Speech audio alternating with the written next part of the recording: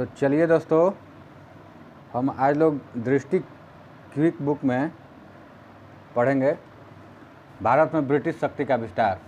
ठीक है कि भारत में ब्रिटिश शक्ति का विस्तार कैसे हुआ, कब हुआ। ठीक बनो।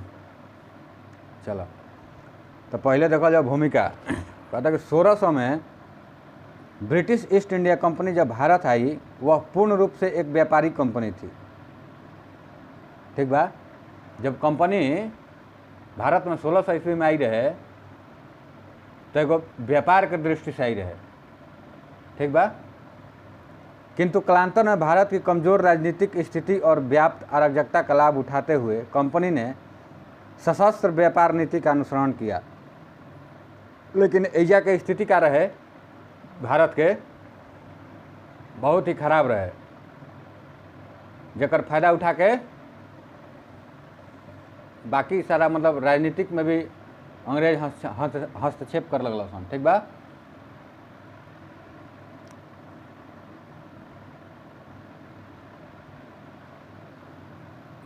बता कि 1764 बक्सर का युद्ध तक अंग्रेज अपने अधिकांश यूरोपीय तथा बंगाल जैसे प्रमुख देशी प्रतिद्वंदियों का उन्मूलन कर चुके थे। जब 1764 में बक्सर के युद्ध होला, ऐसे तो शुरुआत 1757 के प्लासी के युद्ध से ही राजनीतिक मतलब शुरुआत हो गई है अंग्रेज के। जब सिराजुद्दौला के मरवा के हटा के गद्दी से जीत गए सन, लेकिन जब 1757 के प्लासी के युद्ध में जीतल रहा तो कहीं पे लाछन लग रहे। का लग रहे कि छल करके जीतल रहा बड़ा। काहे कैसे कि उन्हें सिराजुद्दौला के जौन मौसी घसीटी बेगम रही, इनकर सेना नायक मीर जाफर रहे, एगो पूर्णिया के नवाब शौकत जंग रहन, ये सब क्या कैले रहन, अंग्रेज के साथ मिल गए थे, जिसके कारण क्या हुआ था, सिराजुद्दौला की हार हुई थी। तो राजनीतिक नींव यहीं से लोग डालना प्रारंभ कर दिया था। ठीक है। लेकिन पूर्ण रूप से नियंत्रण कब हुआ, 1764 से बक्सर के युद्ध से। तो क्वेश्चन पूछता है प्रारंभ हुआ 1757 के प्लासी के युद्ध से, लेकिन पूर्ण रूप से अधिकार कब कर लिया ये लोग, 1764 के बक्सर के युद्ध से। ठीक है। अतः भारत अब ब्रिटिश विस्तार के लिए एक मुक्त क्षेत्र था। अंग्रेजों ने अपने भारत विजय के दौरान कुछ महत्वपूर्ण सबक सीखे, जिनका ब्रिटिश शक्ति के विस्तार में भी अनुसरण किया। जब भारत विजय के कनिक मंशा भइल तो बहुत सारा कमी देखल सन। यह कमी के देखते हुए एकरे लाभ उठा के, यानी कि केकर लाभ उठा के कि राजा अपने में लड़त रहन सत्ता खातिर। ठीक बा। तो एकरे ये फायदा उठा करके मतलब फुट डालो शासन करो, ये सब का नीति ही था। इसी का फायदा उठाकर इन लोगों ने क्या किया, आगे साम्राज्य विस्तार करने में काफ़ी इन लोगों को क्या मिली, सहायता मिली, क्योंकि ये लोग भारतीयों का कमजोरी धीरे धीरे जान गए। ठीक है। जिनका ब्रिटिश शक्ति के विस्तार में अनुसरण किया। अंग्रेजों का विश्वास था कि भारत में एक ठोस राष्ट्रवादी विचारधारा के अभाव में वे भारतीय शासकों को आपसी झगड़ों का फायदा उठाकर अपनी राजनीतिक आकांक्षाओं को आसानी से पूर्ण कर सकते हैं। इसी नीति का अनुसरण करते हुए ब्रिटिश ईस्ट इंडिया कंपनी ने भारत में क्षेत्रीय विस्तार किया। ठीक बताए हैं वहीं। चलिए तो आगे देखते हैं ब्रिटिश शक्ति के विस्तार में निहित कारण। आखिर कौन कौन से कारण थे जिसके कारण क्या हुआ, ब्रिटिश शक्ति का विस्तार हुआ। ठीक है। तो इसमें पहला कारण देखेंगे कि भारत में ब्रिटिश साम्राज्य की स्थापना चरणबद्ध रूप से हुई। भारत में ब्रिटिश साम्राज्य की स्थापना के लिए मुख्यतः 5 व्यक्ति, Lord Clive, Warren Hastings, Cornwallis, ब्लेजली और डलहौजी प्रमुख रूप से उत्तरदायी थे। तो देखिए, भारत में जो ब्रिटिश की मजबूती हुई वो चरणवार तरीका से हुई, यानी कि समय समय पर इन लोगों ने क्या किया, जीतते गए और अपना अधिकार कायम किया भारतीय क्षेत्र पर। ठीक है। तो इसमें 5 व्यक्ति थे, यानी कि 5 गवर्नर जनरल थे, जो कि इस क्षेत्र के विस्तार में मतलब भारत में अंग्रेजों की प्रभुता स्थापित करने में काफ़ी सहायता प्रदान की। तो कौन कौन लोग थे, पहला था रॉबर्ट क्लाइव। ठीक है। दूसरा था वारेन हेस्टिंग्स, इसके बाद कॉर्नवालिस, ब्लेजली और डलहौजी। ये 5 लोगों ने काफ़ी प्रमुख भूमिका निभाया। ठीक है। अब देखिए, इन्होंने तत्कालीन भारतीय परिस्थितियों का लाभ उठाकर केंद्रीय सत्ता का अभाव, राजनीतिक अस्थिरता अदूरदर्शिता ब्रिटिश शक्ति के विस्तार में महत्वपूर्ण भूमिका निभाई। देखिए कहना क्या चाहता है कि भारतीय परिस्थिति जो थी ना, भारतीयों की परिस्थिति थी, केंद्रीय सत्ता का अभाव था। मतलब मुगल साम्राज्य का पतन, धीरे धीरे पतन की ओर जा रहे थे, मतलब पतन हो ही चुका था। जैसे मीर जाफर जब खत्म हो गए, लास्ट मुगल बादशाह कौन था? मीर जाफर था। ठीक है, धीरे धीरे क्या हुआ कि केंद्रीय सत्ता, मतलब कि केंद्रीय सत्ता को इस दोनों क्या किया, ख़त्म कर दिया। तो जब केंद्रीय सत्ता का अभाव था, जैसे मान लीजिए, देखिए सिंपल भाषा में समझिए कि आपके घर में अगर कोई गार्जियन नहीं रहेगा, मजबूत गार्जियन नहीं रहेगा, तो घर क्या हो जाएगा, बिखर जाता है। तो अगर घर को मजबूती से चलाना है तो एक अच्छा गार्जियन होना चाहिए। उसी तरह अगर देश को अच्छे से चलाना है तो केंद्रीय सत्ता जो होती है, केंद्रीय सत्ता क्या होनी चाहिए, मजबूत होनी चाहिए। ठीक है, गांव को अच्छे स्तर पर चलाना है तो मुखिया क्या होना चाहिए, मजबूत होना चाहिए। ठीक है, तो उसी तरह से केंद्रीय सत्ता क्या थी, भारत की कमजोर थी, जिसका लाभ उठाकर अंग्रेजों ने प्रभुसत्ता स्थापित करने में सफल हुए। ठीक है, इसके बाद देखिए राजनीतिक अस्थिरता। राजनीति भी इन लोग का सही तरीके से नहीं था। जब केंद्रीय सत्ता थी नहीं तो राजनीति बढ़िया तरह से कैसे हो पाएगा, जाहिर सी बात है। इसके बाद अदूरदर्शिता, मतलब कि ये लोग दूर तक नहीं सोचते थे। जब ये लोग दूर तक सोचते तो अपने में आपसी लड़ाई थोड़ी लड़ते हैं। जब दूर नहीं सोचिएगा, मतलब कि आप सोचिएगा कि आज खाए हैं अब बस, कल के चक्कर में नहीं पड़ना है। मान लीजिए अचानक कोई अकाल आ गया, ख़त्म हो जाइएगा। तो अंग्रेज़ों का सोच क्या था, दूरदर्शी था। ये लोग मतलब कि भविष्य में जितना चाहते थे, भविष्य को देखते हुए चल रहे थे। लेकिन जो भारतीय राजा महाराजा थे वो तत्कालीन सुखों में विलीन थे। ठीक है, इसी का फ़ायदा उठा करके अंग्रेज़ों ने क्या किया, यहाँ सफलता प्राप्त की। ठीक है, अब देखिए नेक्स्ट, देखिए कि अंग्रेज गवर्नरों द्वारा भारत में क्षेत्र विस्तार के संदर्भ में कहा जाता है कि क्लाइव ने भारत में अंग्रेजी राज्य की नींव डाली। तो पूछ देगा कि अंग्रेजी राज्य की नींव डालने का प्रारंभ किसने किया था? रॉबर्ट क्लाइव ने। वारेन हेस्टिंग ने उस नींव को मजबूत किया, कॉर्नवालिस ने इमारत खड़ी करनी प्रारंभ की, वेलेजनी ने उस इमारत को पूरा किया और बाद में गवर्नर जनरलों ने उसे अंतिम शक्ल प्रदान किया। तो 5 व्यक्ति थे ना। तो देखिए किसी मकान को बनाने के लिए क्या किया जाता है, पहले उसका नींव मजबूत किया जाता है। नींव मजबूत कीजिएगा तब ना आगे ईंटा जोड़िएगा तो घर बनेगा, एक एक कमरा बनेगा। मतलब पहले दीवार जोड़िएगा, इसके बाद कमरा बनेगा, इसके बाद पूरा महल बन जाता है। तो ये जो 5 गवर्नर जनरल थे, समय समय पर इन्होंने इसको क्या किया, मजबूत करने का प्रयास किया, यानी कि एक अच्छा सा घर बनाने का प्रयास किया। ठीक है, अंग्रेजों ने भारतीय राजाओं के साथ विजय अथवा कूटनीति के उद्देश्य से कई छोटे बड़े युद्ध किए और 1857 तक अपनी कूटनीति, षड्यंत्रों, रणनीति और युद्धों से संपूर्ण भारत पर अधिकार कर लिया। देखिए इन्होंने जीतने के लिए क्या किया, समय समय पर छोटा छोटा इन लोगों ने युद्ध किया।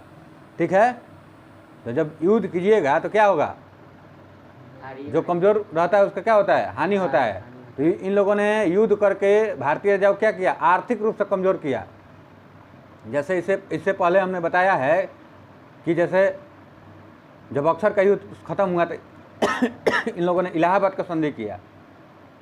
ठीक है, तो ऐसे ही धीरे धीरे युद्ध करके और ये लोग क्षेत्र पर कब्जा करते चले गए और अपने आप को मजबूत करते चले गए। ठीक है, और 1857 का जब युद्ध हुआ उसके बाद इन लोगों की स्थिति बहुत ही ज़्यादा मजबूत हो गई।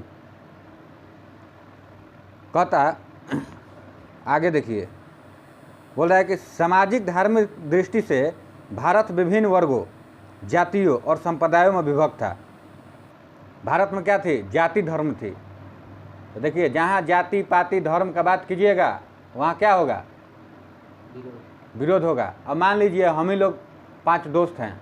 ठीक है, कोई किसी और जाति का है, कोई किसी और जाति का है, किसी धर्म का है। अगर मान लीजिए हम एक जो धर्म से हम हैं उस धर्म का केवल प्रचार करें, उस जाति का प्रचार करें, तो आपको बुरा लगेगा ना। तो क्या होगा, मेरे प्रति आपका क्या होगा, विरोध का भावना उत्पन्न होगा तो क्या होगा, एकता नहीं बन पाएगा। तो ऐसे ऐसे आप क्या होइएगा, बिगड़ते चले जाइएगा। तो ये सबका भारतीयों में क्या था, ये सब चीज़ का अभाव था। इसी का फायदा अंग्रेजों ने उठाया है, ठीक है, जिसके कारण उनकी वफादारी केवल अपनी जाति एवं क्षेत्र तक सीमित रही। फलतः ब्रिटिश के विरोध में वे एकजुट होकर बड़ा प्रतिरोध नहीं कर सके। तो जब आपके देखिए क्या होगा कि जब आपसी मतभेद होगा तो क्या कीजिएगा, कोई भी दुश्मन को आप ख़त्म नहीं कर पाइएगा। जब आप में आपसी मतभेद नहीं है तो क्या होगा, किसी को भी ख़त्म नहीं कीजिएगा, ठीक है। जैसे हम लोग 3 या 4 क्लास में कहानी था लकड़ी वाला कि एक व्यक्ति का 4 लड़का होता है और चारों को एक एक लकड़ी दिया जाता है तो लोग तोड़ देते हैं, लेकिन वहीं लकड़ी का जब बंडल दिया जाता है यानी कि 4-5 लकड़ी इकट्ठा करके दिया जाता है तो उन लोग को नहीं टूट पाता है। तो उससे क्या सीख मिला कि एकता में बल है और एकता बहुत ज़रूरी है। अगर आप एकता में रहिएगा तो आप पे भविष्य में कोई भी आक्रमण नहीं कर पाएगा और आप एक अच्छा जीवन व्यतीत कीजिएगा, ठीक है।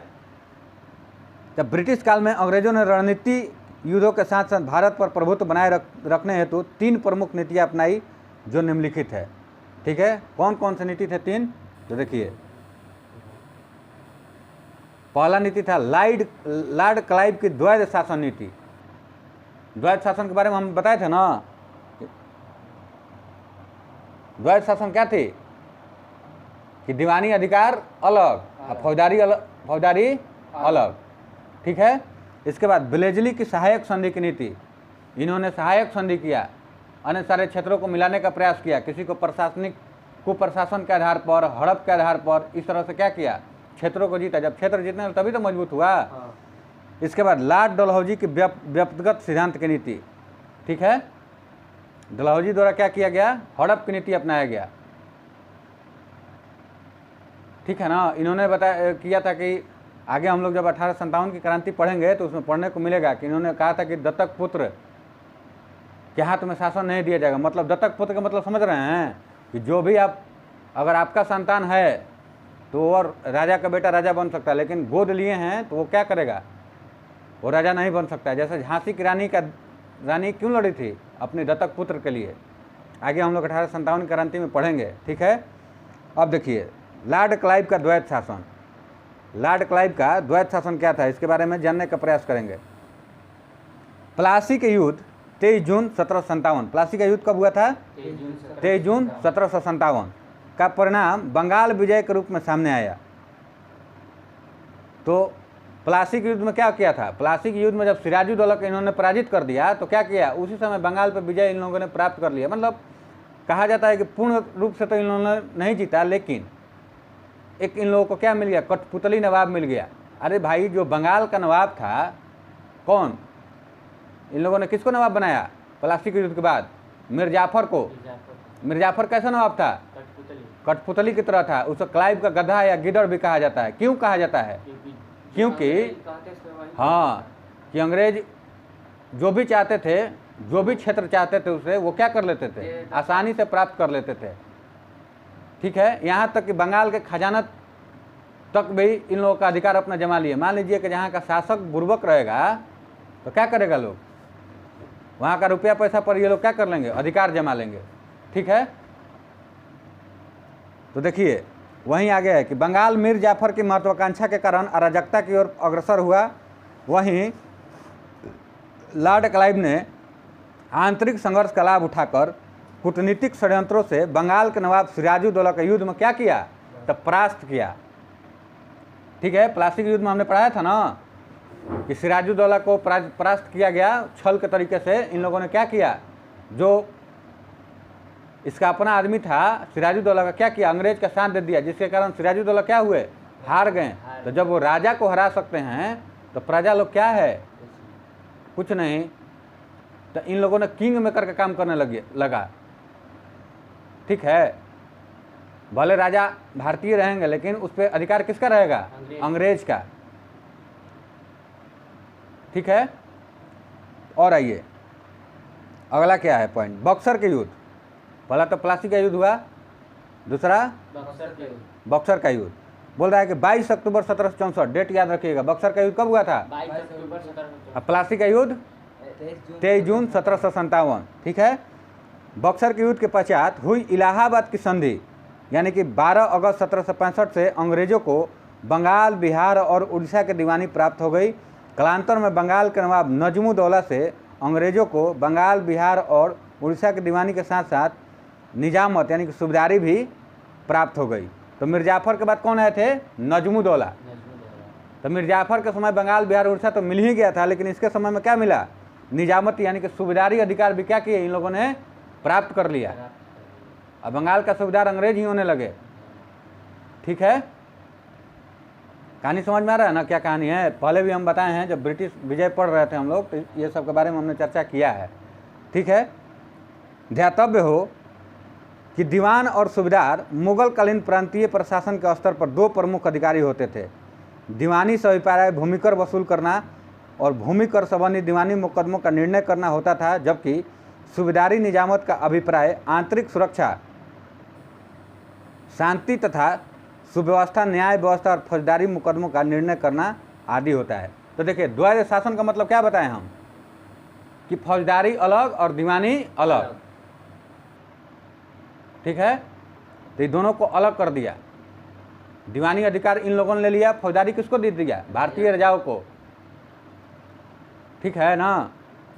तो देखिए, कंपनी दीवानी और निजामत के कार्यों का निष्पादन अपने भारतीय अधिकारियों के माध्यम से करती थी। दीवानी कार्य के लिए कंपनी ने बंगाल में राजा खां, बिहार में सिताब राय तथा उड़ीसा में राय दुर्लभ को दीवान नियुक्त किया था। याद रखिएगा इसको। भले ही व्यक्तिगत तौर पर देखा जाए तो व्यक्ति के रूप में भारतीय थे, लेकिन उस पर अधिकार किसका था? अंग्रेजों का। अंग्रेजों का था। तो देखिए, दीवानी अधिकार में बंगाल के लिए किसको किया?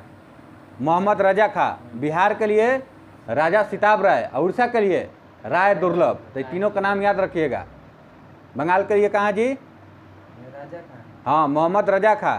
और बिहार के लिए राजा सिताब राय और उड़ीसा के लिए राय दुर्लभ को इन्होंने क्या किया? दीवान नियुक्त किया। ठीक है। इसके बाद देखिए, उपरोक्त व्यवस्था के अतिरिक्त बाकी व्यवस्थाएं पूर्ववत ही बनी रही। नवाब के अधिकारी और कर्मचारी प्रशासन में दीवानी कार्यों को छोड़कर से समस्त कार्य पूर्ववत ही संपन्न करते रहे। इस प्रकार बंगाल में एक ही समय में दो प्रकार के शासन व्यवस्थाएं चलने लगी। इसका कहने का मतलब क्या है? कि उपरोक्त व्यवस्था के अतिरिक्त बाकी व्यवस्थाएं पूर्ववत ही बनी रही। देखिए, इन्होंने क्या किया? जो पैसा वसूलने वाला चीज़ था ना, उसी का क्या किया? इन्होंने सुधार किया। बाकी जो भी सिस्टम था सेना का, ये सब क्या था? सेम था। वो भारतीय अपना देखते थे। केवल पैसा पर लोग ने आर्थिक शोषण किया, पैसा पर कंट्रोल अपना कायम किया। भाई, पैसा से किसी को कमज़ोर कीजिएगा आर्थिक रूप से, तभी तो उस क्षेत्र को आप विजित कर पाइएगा। तो इन लोगों ने क्या किया? भारतीयों को पैसों से कमज़ोर करना पहले प्रारंभ किया। ठीक है।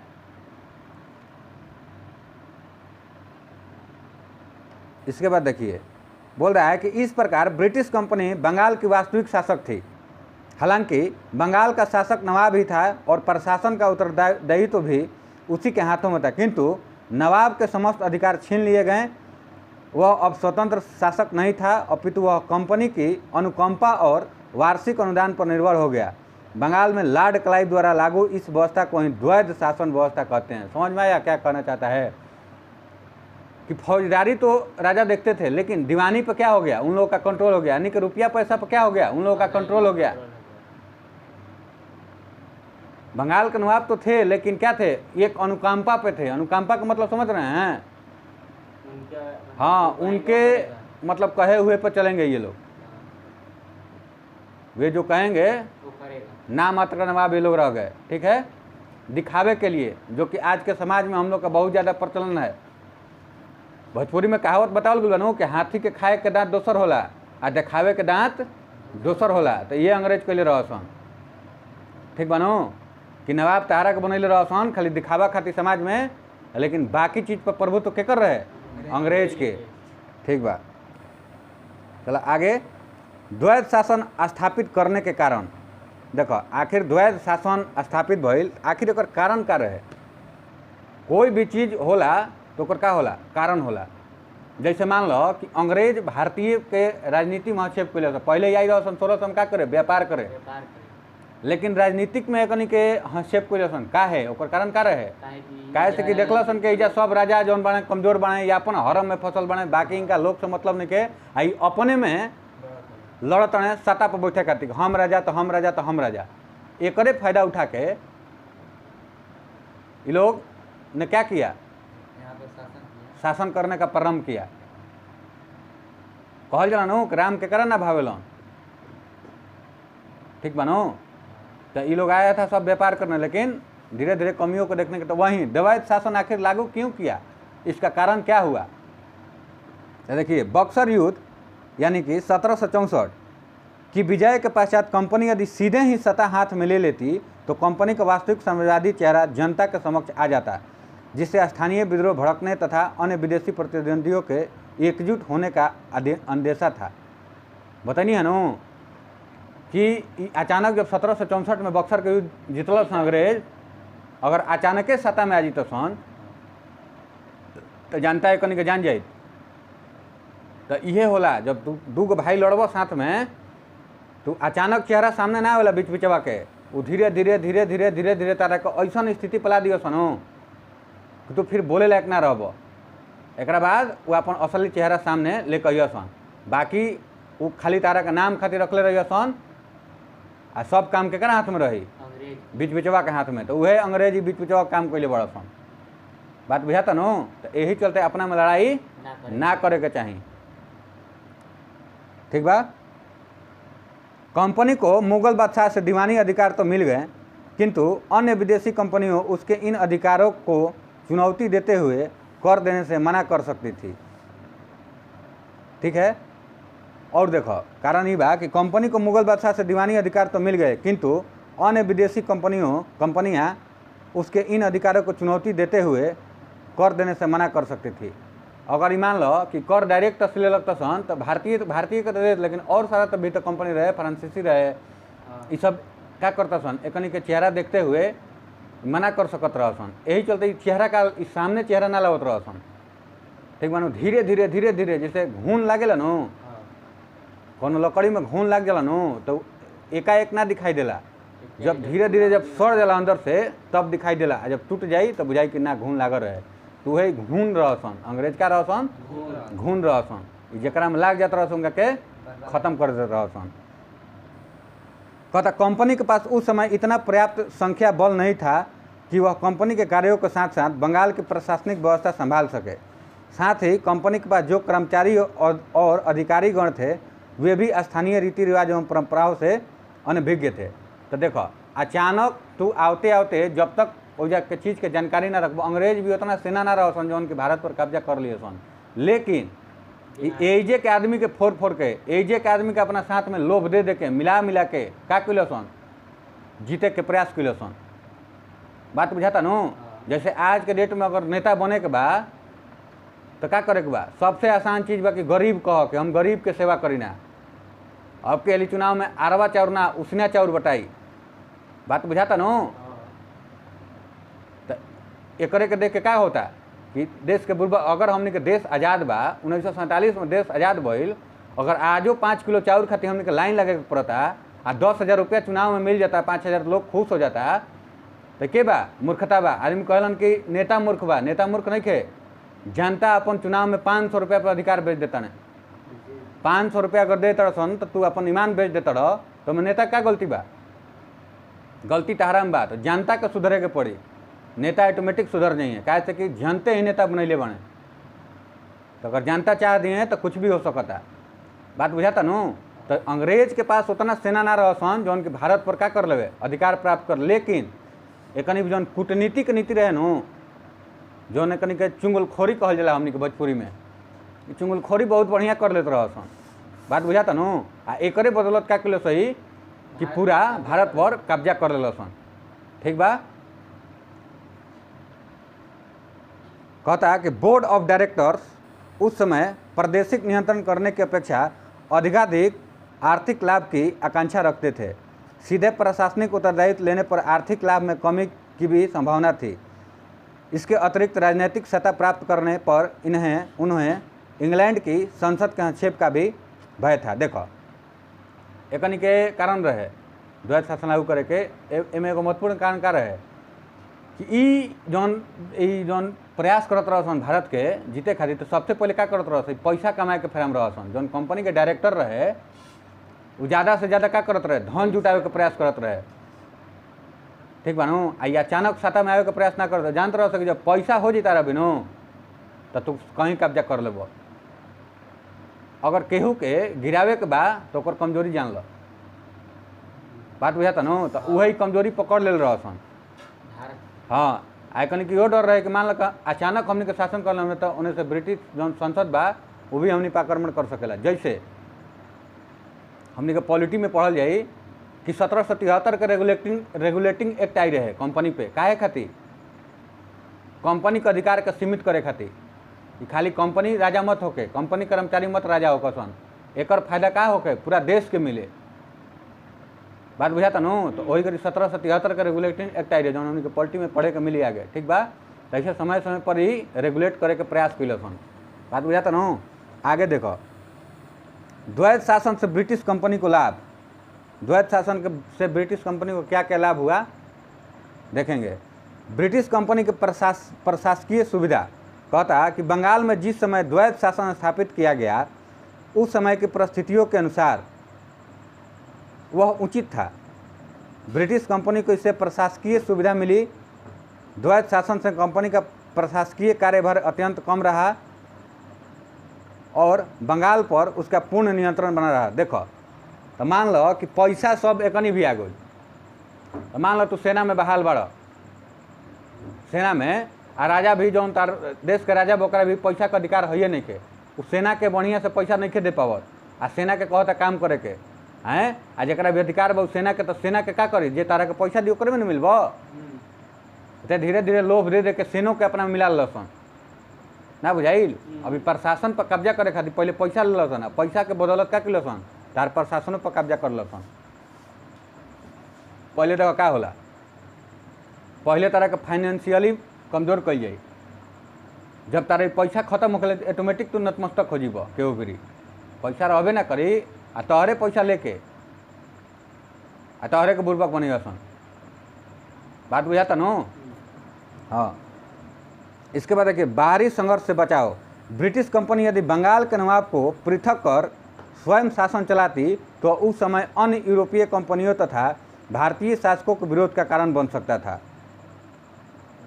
परिणामतः भारतीय शासकों और यूरोपीय कंपनियों के सम्मिलित विरोध का सामना कर पाना कंपनी के लिए लगभग असंभव जैसा था। पीछे भी बतानी है कि इतना सेना मजबूत ना रहे कि अकेला अपन कार्यभार संभाल सकत रहसन, यानी कि मिलजुल के क्या किलसन अपन सत्ता कायम करके तारा आदमी के फुसलावे के प्रयास किलसन, फुसला के अपने मजबूत हो गलन, तोहरे आदमी के अपना मिला के मजबूत हो गलन। आ मजबूत भैले का भइल तारा पर पूर्ण नियंत्रण कर लसन। इसके बाद देखिए आर्थिक लाभ क्या मिला इनको। कहता है ब्रिटिश कंपनी यदि स्वयं प्रशासन चलाती तो उसे नवीन अधिकारी एवं कर्मचारी ऊंचे वेतन पर रखने पड़ते। इससे आर्थिक भार में वृद्धि होती। नवाब के कम वेतन के कर्मचारियों द्वारा प्रशासन चलाए जाने से और प्रशासन एवं अन्य व्यय के लिए नवाब को प्रतिवर्ष निर्धारित धनराशि देने से ब्रिटिश कंपनी को उल्लेखनीय आर्थिक बचत हुई। तो देखो पहले सेना के का रहे, अगर इस सेना अपन डायरेक्ट रखे के प्रयास कर लगता सन तो का करता आदमी पैसा के डिमांड ज़्यादा कर लगी, बुझाइल। तो तोहरे सेना के तू जितना पैसा देता रहो उतने में फुसला के काम करवात रह सन, बात बुझाता। इहो एगो कारण रहे गनी के। और देखो द्वैत शासन से बंगाल पर प्रभाव। उत्तरदायित्व का अभाव। द्वैत शासन का सबसे गंभीर दोष यह था कि बंगाल में उत्तरदायित्व रहित अधिकार और अधिकार रहित उत्तरदायित्व का दूषित वातावरण बन गया। अब मान लो कि कहीं युद्ध लड़ल हैं, युद्ध तू हार जाता हैं, ऐसे आई कहिया से हम पैसा देते तू युद्ध हार जाता, यानी तार सेना कमजोर बा, तो तू तार उत्तरदायित्व तो का हो जाई, कमजोर हो जाई, बात हुआ था नो। बंगाल, बिहार और उड़ीसा का समस्त भूमि कर नवाब के भारतीय अधिकारियों द्वारा वसूल कर कंपनी के कोष में जमा किया जाने लगा। सुरक्षा व्यवस्था के लिए सेना कंपनी की होती थी, जबकि कंपनी पर प्रशासन का कोई उत्तरदायित्व नहीं था। कहता है कि सुरक्षा व्यवस्था के लिए सेना कंपनी की होती थी, ठीक बानू। ई जितना भी बंगाल क्षेत्र के पैसा रही क्या कर कंपनी के कोष में जमा कर सन, ना कि बंगाल के कोष में। बात बुझा नु। ये कंपनी खातिर पैसा जमा कर सन, ना कि बंगाल में, बंगाल के अपना खातिर, हाँ अपना खातिर पैसा जमा कर सन। ठीक बानू। एकनी के सेना अपन रहत रहे, लेकिन एकनी कोनो उत्तरदायित्व ना रहे। मान लो कहीं हार गलो चाहे कुछ कर लो तो ये अपना परीक्षा ना लेते रहसन कि हमारा चलते तू हारल बड़ा, ये बताए रहसन कि तोहरे चलते हारल बड़ा, कहे से तार सेना कमजोर बा। और आगे कहता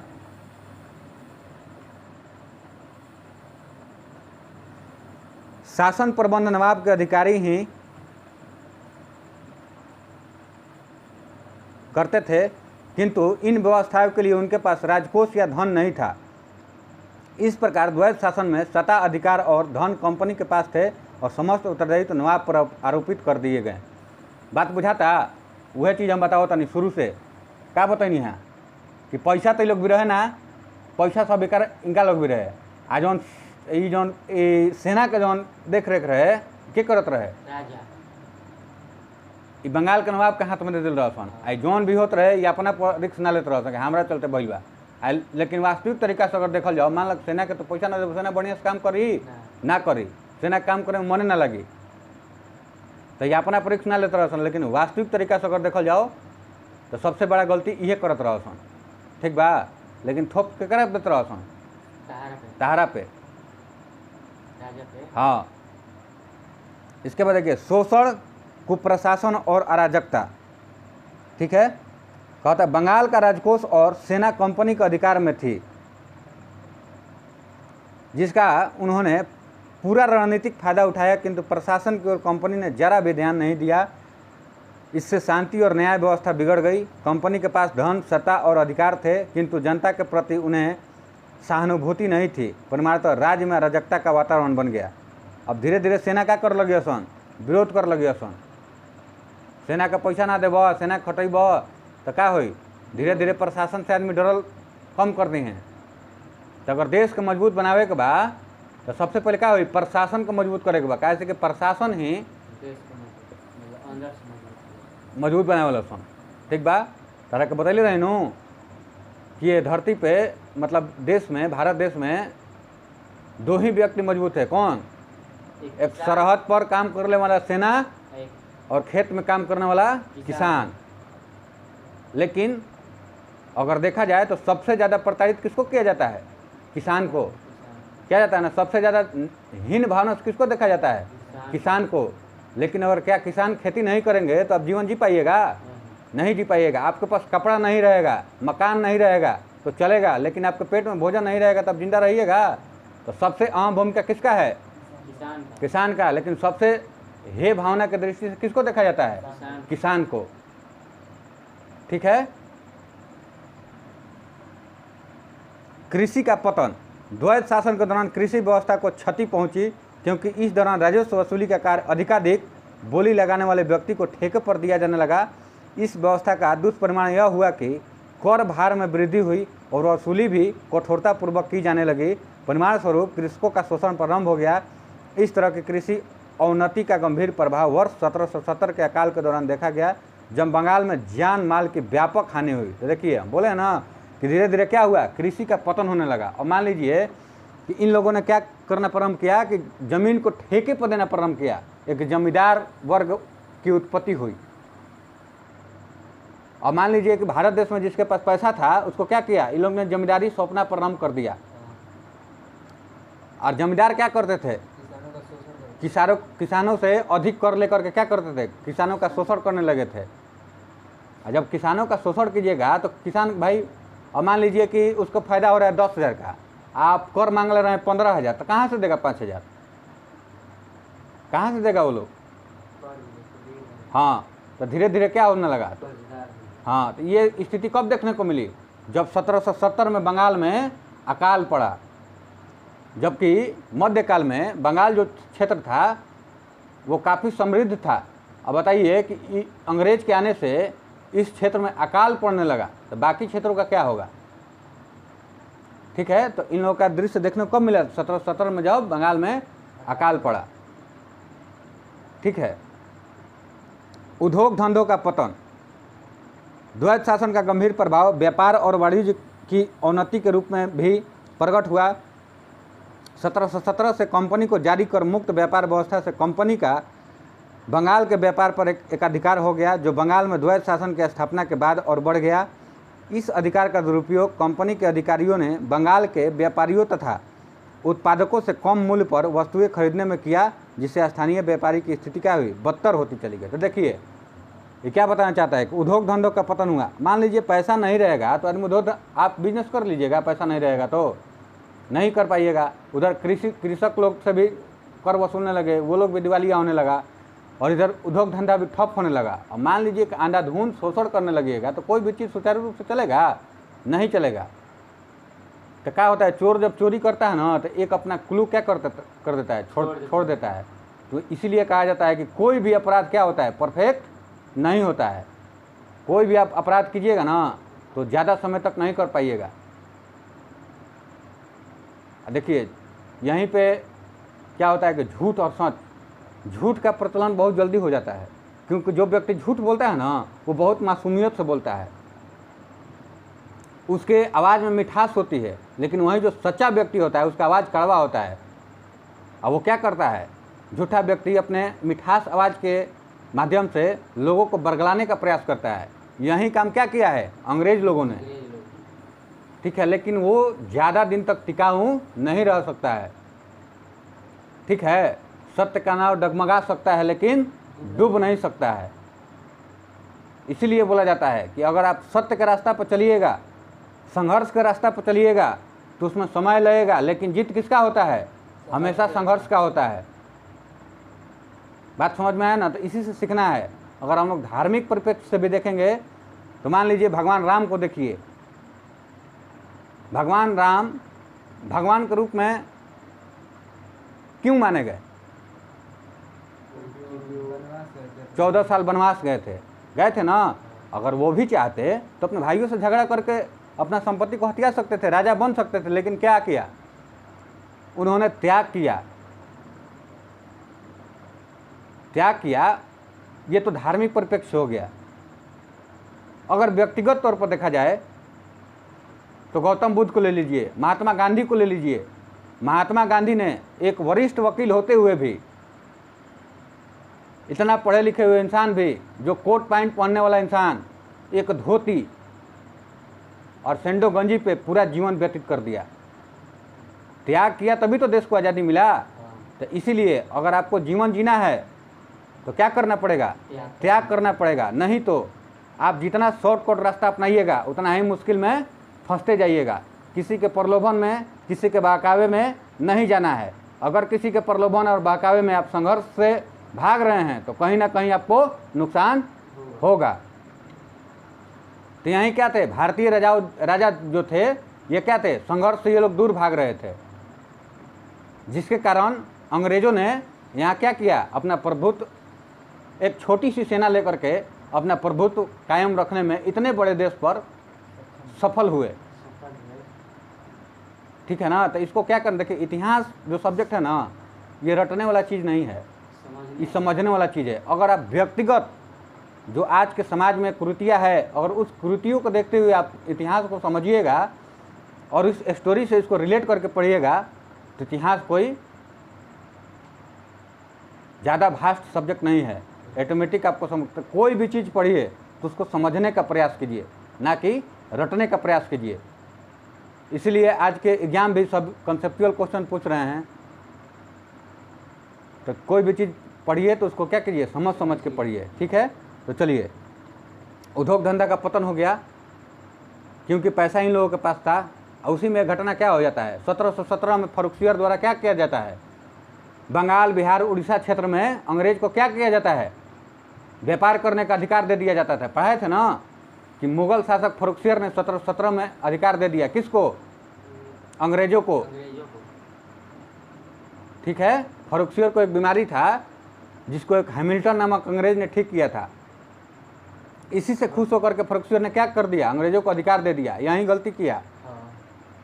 एक छोटी छोटी गलती क्या होती है, आगे चलकर बहुत नुकसान करती है। ठीक है, चलिए इस अधिकार का दुरुपयोग कंपनी के अधिकारियों ने बंगाल के व्यापारियों तथा उत्पादकों से कम मूल्य पर, देखिए जब 1717 में अधिकार मिल गया व्यापार करने के लिए, तो इन लोगों ने क्या करना प्रारंभ किया कि बंगाल के जो व्यापारी थे उन लोगों से सस्ता, मतलब मनमाने, सस्ता क्या अपने मनमाने, मतलब अगर मेरा मन है कि ये तुम्हारा भले ही लागत लगा उसमें 50 रुपया, लेकिन हम कहेंगे कि 10 रुपये में बेचो तो तुमको 10 रुपये में बेचना है, ठीक है ना। तो इन लोगों ने मनमाना अपना करने लगा। तो इससे क्या, मान लीजिए आप 50 रुपये का कोई वस्तु बनाए हैं, चाहे आपको कोई किसी भी मतलब कि वस्तु को उत्पादित करने 50 रुपये खर्च लगा है, और वो चीज़ आपको ज़बरदस्ती 10 रुपये में बिचवाया जा रहा है, तो आपको नुकसान होगा ना, कितना दिन मार्केट में रहिएगा। इसलिए क्या होने लगा, उद्योग धंधों का क्या होने लगा, पतन होने लगा। आया समझ में ना। इसके बाद देखिए कंपनी ने इंग्लैंड के कपड़ा उद्योग को प्रोत्साहित करने के लिए बंगाल के कपड़ा उद्योग को हतोत्साहित किया। अब इंग्लैंड में जो कपड़ा बनते थे वो मशीन से बनते थे, यहाँ क्या था, हथकरघा, हाथों से लोग कपड़ा बनाते थे। तो उसको क्या किया, लोग स्थानांतरित करने का प्रयास किया, और अपना जो था, मतलब ये लोग जो भी थे ना, ये लोग अपना विचारधारा को पूरी तरह से लागू करने का प्रयास किया भारत में, ठीक है। वस्तुतः बंगाल में कच्चे रेशम के उत्पादन को तो समर्थन दिया गया, लेकिन बुनकरों को कम दाम पर कंपनी के साथ कार्य करने के लिए बाध्य किया गया। इसके अलावा व्यापार पर ब्रिटिश एकाधिकार बढ़ने से भारतीय उत्पादकों एवं शिल्पकारों के लिए कार्य करना अब लाभप्रद नहीं रह गया, अतः वे उत्पादन प्रक्रिया से दूर होकर कृषि मजदूर मात्र बनकर रह गए, जिससे कृषि पर अतिरिक्त बोझ बढ़ा। तो देखिए हम लोग इकोनॉमी में पढ़ते हैं प्रच्छन्न बेरोजगारी, इकोनॉमी पढ़ते हैं क्या, तो प्रच्छन्न बेरोजगारी। प्रच्छन्न बेरोजगारी क्या होता है, अब मान लीजिए जैसे बिहार राज्य है, यहाँ का नेता लोग आते हैं तो बहुत लंबा लंबा फेंकते हैं कि ये करेंगे वो करेंगे, लेकिन यहाँ के सभी व्यक्ति कहाँ कमाने जा रहे हैं, गुजरात, सूरत, दिल्ली जा रहे हैं कमाने ना। अगर यहीं व्यवस्था होता उस तरह का तो इधर उधर नहीं जाना पड़ता, और बिहार क्या होता, धीरे धीरे समृद्ध होता, क्योंकि यहाँ जो व्यक्ति काम करते हैं यहाँ का पैसा यहीं पे लगता है। मान लीजिए कि आप यहाँ कंपनी से 10,000 रुपये आप कमा के आ रहे हैं ना, और यहीं से चीज़ खरीद रहे हैं, तो आपका क्या होता है, यहीं से यहीं का पैसा यहीं पे मतलब घूम फिर रहा है, तो आपका क्या होगा, क्षेत्र मजबूत होगा। अब यहाँ से पैसा लेकर के आप जाइएगा बाहर कमाइएगा तो क्या होगा, वहाँ के लोगों को फायदा होगा ना जी। तो वहीं ये लोग करते थे कि कच्चा माल, जिससे इन लोगों को फायदा था, यानी कि कच्चा रेशम लेकर के जाते थे ब्रिटेन, और वहाँ मशीन से वस्तु को बनाते थे। लेकिन जो भी यहाँ हाथ से लोग बनाते थे, हथकरघा उद्योग उसको बोलते हैं, उसको लोग क्या करते थे, प्रेशराइज करते थे कि तुम कम पैसे पे ही चीज़ को करो। तो धीरे धीरे क्या कीजिएगा, और मान लीजिए कि आप गए हैं दूसरे क्षेत्र में कमाने के लिए, वहाँ कम पैसा मिल रहा है, तो क्या कीजिएगा, आप गांव आ जाइएगा ना। और गांव आकर क्या कीजिएगा, कुछ ना कुछ कीजिएगा ना खाने के लिए। तो खेती पर ये लोग क्या हुआ, यानी कि लोग एक मजदूर के रूप में हो गया, मजदूरी करने लगा केवल, ठीक है। द्वैत शासन की आलोचना करते हुए प्रसिद्ध ब्रिटिश इतिहासकार पर्सिवल स्पीयर ने इसे खुली और निर्लजतापूर्ण लूटपाट का युग बताया। एकदम निर्लजतापूर्वक, मतलब कोई लाज शर्म नहीं, एकदम खुलेआम लूट करते थे लोग, कोई लाज शर्म दया नाम का कोई भावना नहीं था इन लोगों के पास। ये लोग भारतीयों का खून पीने का प्रयास करते थे कि मतलब तुम चाहे जो कुछ भी करो, लेकिन हमको क्या दो, फायदा दो, ठीक है। अब देखिए 1772 में वारेन हेस्टिंग ने द्वैत शासन समाप्त कर दिया। तो द्वैत शासन कब समाप्त हो गया, 1772। हाँ। इसके बाद देखिए लॉर्ड वेलेस्ली की सहायक संधि के बारे में पढ़ेंगे। तो लॉर्ड वेलेस्ली का सहायक संधि क्या था। लॉर्ड वेलेस्ली 1798 में भारत में बंगाल का गवर्नर जनरल बनकर आया। कब, तो 1798 में लॉर्ड वेलेस्ली जो था वो भारत का क्या आया, गवर्नर जनरल बनकर आया। लॉर्ड वेलेस्ली साम्राज्यवादी विचारधारा के अंतर्गत कंपनी को भारत की सर्वोच्च शक्ति के रूप में स्थापित करना चाहता था, और भारतीय शासकों के दरबारों में सक्रिय एवं सेनाओं में फ्रांसीसी अधिकारियों को बढ़ते प्रभाव को नष्ट करना चाहता था। जब वेलेस्ली आया तो इनका जो मानसिकता था, क्या मानसिकता था जी, तो साम्राज्य विस्तार करना, यानी कि जो भी ब्रिटिश साम्राज्य है भारत में, इसको क्या करना था, विस्तार। हाँ, कि इसको और ज़्यादा क्या किया जाए, मजबूत किया जाए। और जो फ्रांसीसी थे, जो इनके प्रतिबुद्धिवंती थे अंग्रेजों को, इनको क्या करना था, इनको भगाना था। इसको भगाओ, इस पर हम केवल क्या करेंगे, हम लोग राज करेंगे। अपना कॉम्पिटिटर को हमेशा क्या किया जाता है, उसको किसी तरह शिकायत करके, उसको कुछ भी करके, अवहेलना करके, मतलब कि उसको नीचा दिखा करके क्या किया जाता है, उसको क्या किया, भगाने का प्रयास किया जाता है, ताकि मेरा झूठ का ही प्रचलन चलता रहे। जो भी व्यक्ति झूठ बोलते हैं, कल छपट करते हैं, उसका मेन मकसद क्या होता है कि कोई ऐसा सच्चा व्यक्ति ना हो, कोई ऐसा। देखिए, आप अगर व्यक्तिगत तौर पर देखा जाए तो आप जिस घर में हैं, उस घर में अगर आप समझदार हैं ना, तो सबका नज़र किस पे होता है, आप ही पे, क्योंकि उन लोगों को पता है ये जो लड़का है समझदार है। अगर इसी को ख़त्म कर दिया जाए, बाकी लोगों पर राज करना क्या हो जाएगा, आसान हो जाएगा। तो इसीलिए जब आप समझदार बन रहे हैं तो अपना चमड़ी क्या कर लीजिए, मोटा कर लीजिए, क्योंकि आपके जीवन में परेशानी आएगा, उस परेशानी को मान कर चलिए कि परेशानी आएगा, ठीक है। और अपने आप को मजबूत करने का हर संभव प्रयास कीजिए, ठीक है। उपरोक्त वर्णित लक्ष्यों की पूर्ति के लिए लॉर्ड वेलेज़ली ने सहायक संधि की नीति का अनुसरण किया। उसने भारतीय राज्यों के साथ सहायक संधि करके कंपनी के राज्य का विस्तार कर फ्रांसीसी प्रभाव को क्या किया, समाप्त किया, ठीक है। इनका मकसद यही था और इन्होंने मकसद में क्या हो गए, कामयाब हो गए। स्मरणीय है कि फ्रांसीसी गवर्नर डुप्ले ने सर्वप्रथम सहायक संधि प्रणाली का प्रयोग करते हुए भारतीय नरेशों को सहायता देने और बदले में उनसे धन लेने की शुरुआत की थी, परंतु सहायक संधि को व्यवहारिक रूप से वेलेज़ली ने नहीं दिया। देखिए, इन लोगों के पास भी, देखिए, अंग्रेज क्या किए, अंग्रेज लोग के पास उतना भी ज्ञान नहीं था। अगर देखा जाए तो, अगर बोला जाता है कि अंग्रेज ऐसे शोषण के, इन लोगों के पास भी ज्ञान नहीं था। लेकिन हाँ, इन लोगों के पास एक चीज़ था कि ये लोग जहाँ कमी देखते थे ना, जैसे सबसे पहले सहायक संधि करने का प्रयास कौन किया था, डुप्ले किया था। लेकिन इन लोगों ने देखा ना कि नियम सही है, ठीक है। तो देखिए, इसीलिए क्या कहा जाता है कि अगर किताब के ज्ञान से बेहतर क्या है, किताब का ज्ञान जरूरी है, किताब के ज्ञान से नौकरी मिल सकती है, लेकिन अगर व्यवहारिक जीवन जीना है तो व्यक्तिगत रूप से आपको समाज में घूमना पड़ेगा कि आखिर भाई समाज की कुरीतियाँ कहाँ हैं, किस तरह के समाज हैं। वो चीज़ किताब में नहीं मिलेगी, वो चीज़ है किताब में नहीं मिलेगी। जो व्यक्तिगत नॉलेज होता है ना, जो सामाजिक नॉलेज होता है, वो चीज़ किताब से नहीं मिलती है। वो चीज़ क्या होती है, एक गरीब व्यक्ति क्या होता है, एक गरीब व्यक्ति जिन्होंने गरीबी को देखा है, गरीबी को सहा है, वो व्यक्ति क्या करेगा, गरीबी को दूर करने में काफ़ी मजबूती प्रदान करेगा। लेकिन जो व्यक्ति स्क्रिप्टेड पढ़ रहा है, यानी कि गरीबी के बारे में 4 लाइन लिख के उसको दे दिया गया है कि गरीबी ऐसे होती है, जो गरीबी कभी देखा नहीं है, वो क्या करेगा, गरीबी को कभी अचीव नहीं कर पाएगा और गरीबी को उस तरह से सुधार नहीं कर पाएगा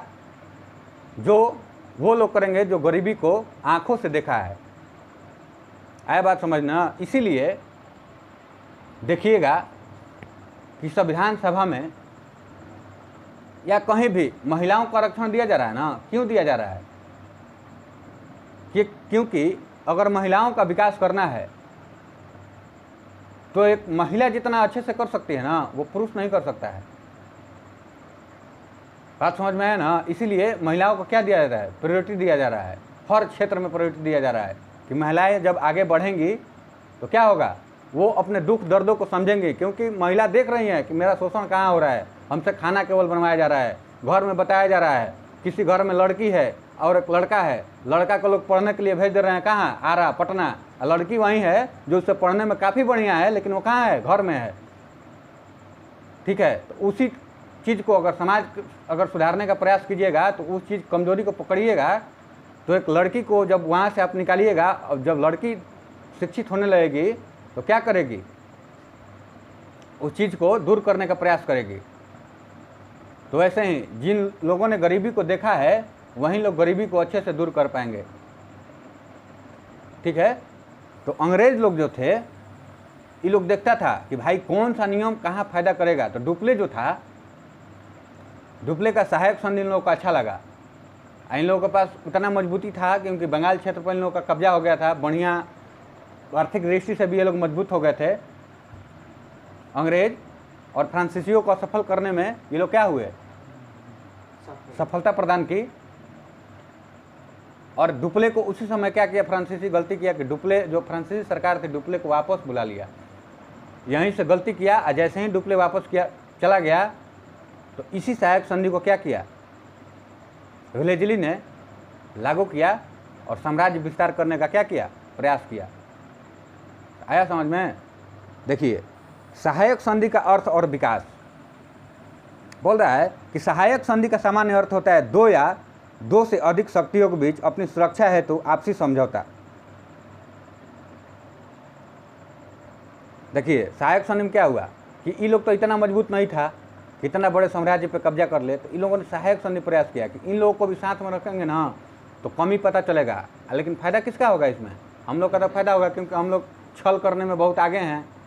इन लोगों को समझ में आ नहीं रहा है, इन लोग को अपने में लड़ा लिया जाएगा। लेकिन ये लोग अगर साथ में रहेंगे ना तो हमको लोग ये भी नहीं कहेगा ना कि लोग ज़बरदस्ती कर रहा है। मतलब कि अच्छा भी बनने रहना है और आपको नुकसान भी पहुंचाना है। ठीक है, तो बिचौलिया लोग यही काम करते हैं। लेकिन तकनीकी अर्थों में और भारत में प्रभाव के आधार पर इसका अर्थ बदल जाता है और अब वह विश्वासपूर्वक किसी श्रेष्ठ शक्ति की सहायता लेना होता है। सहायक संधि के द्वारा अब रियासतों की वास्तविक संप्रभुता का हनन किया जाने लगा। देखिए, वास्तविक संप्रभुता को क्या किया जाने लगा, हनन किया जाने लगा। इन लोगों ने संधि किया किस तौर पर कि हम लोग आपका सहायता करेंगे, लेकिन वास्तविक तरीके से इन लोगों ने सहायता नहीं किया। हमेशा आपको नीचा गिराने का प्रयास किया, आपको कमज़ोर करने का प्रयास किया। ठीक है, वैसे तो प्रथम सहायक संधि 1765 में अंग्रेज़ों ने अवध के नवाब से ही कर ली थी, जब इसकी सुरक्षा के बदले धन वसूला गया, किंतु इसकी वास्तविक शुरुआत 1798 से होती है। देखिए, पहले तो अवध के नवाब से ही कर ली थी 1765 में। कब? जब इलाहाबाद का दूसरा संधि हुआ था कि सहायता करने के लिए धन जुटाया था ना, उसी समय। लेकिन वास्तविक शुरुआत कब हुई? 1798 से होती है। ठीक है, बोल रहा है कि सहायक संधि का व्यापक प्रयोग ब्लेजली द्वारा किया गया। विशिष्ट रूप से प्रवर्तिक सहायक संधि को स्वीकार करने वाले राज्य थे हैदराबाद। तो पहला राज्य कौन था? हैदराबाद। ठीक है, तो देखिए, पहला राज्य कौन था? हैदराबाद, जो कि 1798 से 1798 में 1800, मैसूर 1799, तंजौर अक्टूबर 1799, अवध नवंबर 1801, पेशवा दिसंबर 1802, बरार के भोसले दिसंबर 1803, सिंधिया 1804, जोधपुर, जयपुर, मछेरी, बूंदी तथा भरतपुर। इन लोगों ने क्या किया? तो सहायक संधि को क्या किया? स्वीकार किया। ठीक है, अब देखिए आगे आइए। सहायक संधि की विशेषता। सहायक संधि की भाई विशेषता क्या थी? क्या मतलब आखिर सहायक संधि क्या था, इसके बारे में देखेंगे। बोल रहा है कि वह देशी रियासत जो संधि स्वीकार करेगी, कंपनी की स्वीकृति के बिना अपने राज्य में शत्रु राज्य के व्यक्ति को शरण या नौकरी नहीं देगी। देखो, ये कब्जा करे के चालू कर लो तो हर देश महिला सन आपन नियम लागू कर लो। ई काहे करत रह सन? एमे सब एकनी के फायदा रहे के कर अंग्रेज के नियम बनावे लगल सन अपना अनुसार। बात बुझाता नु कि ना तारा भी केहू समझदार व्यक्ति आई आ ना तू समझदार बनब, ई तारा पर कब्जा कर रहा सन। पहले नियम लगा दिल का। पहल का नियम का रहे कि बिना हमारा आदेश के कोनो गैर कंपनी के तू भारत में व्यापार करे के अधिकार ना देब। पहले से देखल, शुरू से पहले तार पैसा कब्जा कर लो सन। पैसा कब्जा कैले के बाद अब अपन मनमानी करे लगल सन। तारा पैसा नहीं खे तो जौन कहिए सन तौने काम करब। जैसे सर पाकिस्तान जो सब देश कर लो, चाइना इतना ना कर्जा दे दिनू कि तू बोलबे ना करब। बात बुझाता नु? तो वह चीज़ अंग्रेज करत रह सन। जा तोहरे पैसा लेके या तोहरे के कर्जा देते रह सन, आपन नियम लगावत रह सन। जब तू कमजोर हो जीब तो नियम माने पर तैयार हो जीब। तो देखो, कहता दूसरा चीज़, देशी रियासत कंपनी की अनुमति के बिना किसी अन्य राज्य से युद्ध, संधि या मैत्री नहीं कर सकती थी। बिना कंपनी के थी से तो का कोनो भी युद्ध, संधि और मित्रता नहीं कर सकत। बात बुझाता?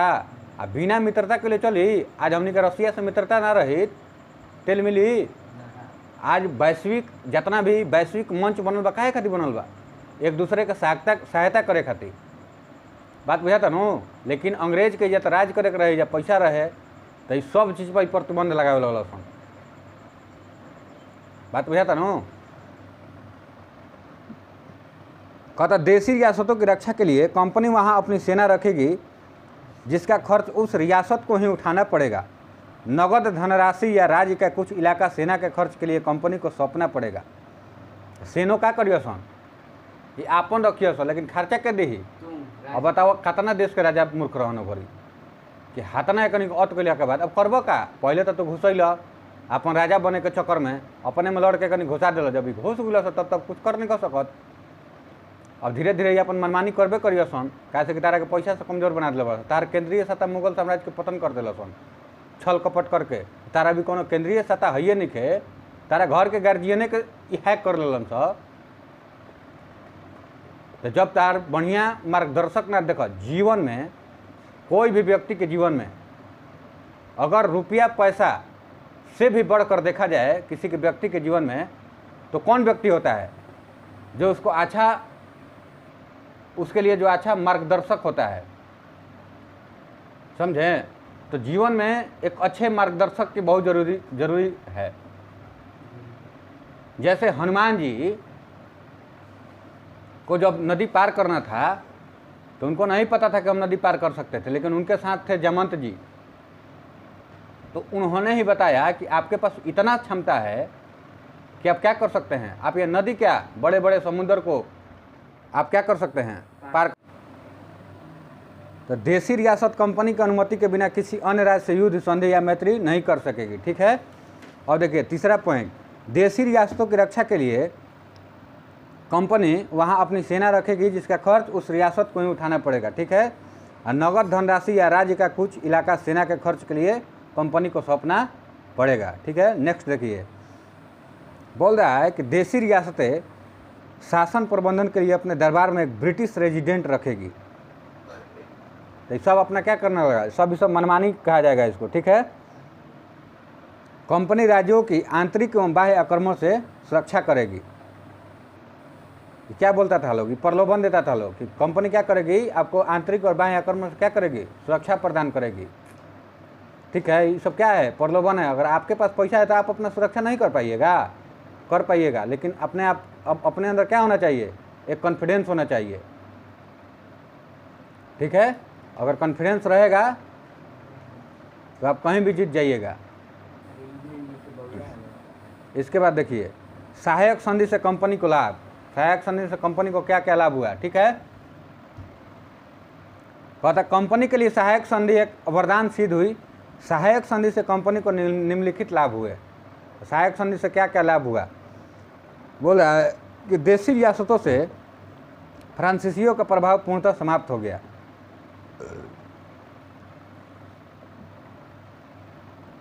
तो जितने भी देशी रियासत थे उसका क्या हुआ, जब इन लोगों ने सहायक संधि का प्रारंभ किया तो क्या किया, फ्रांसीसियों के लोग क्या किया, ख़त्म कर दिया यहाँ से। बात समझ में आया ना। इसके बाद कंपनी का प्रभुत्व भारत एवं भारतीय रियासतों में स्थापित हो गया। कंपनी की प्रतिष्ठा एवं शक्ति में वृद्धि हुई। जैसे मान लीजिए इनका कोई प्रतिद्वंदी नहीं रहेगा तो जो होंगे क्या होंगे, अंग्रेज लोग ही होंगे। बोला है कि सहायक संधि प्रणाली के अंतर्गत कंपनी को भारतीय राज्यों के खर्चे पर एक विशाल सेना की प्राप्ति हुई। ऐसे क्या हुआ, तीसरा चीज कि कंपनी के खर्च पर ही क्या मिल गया,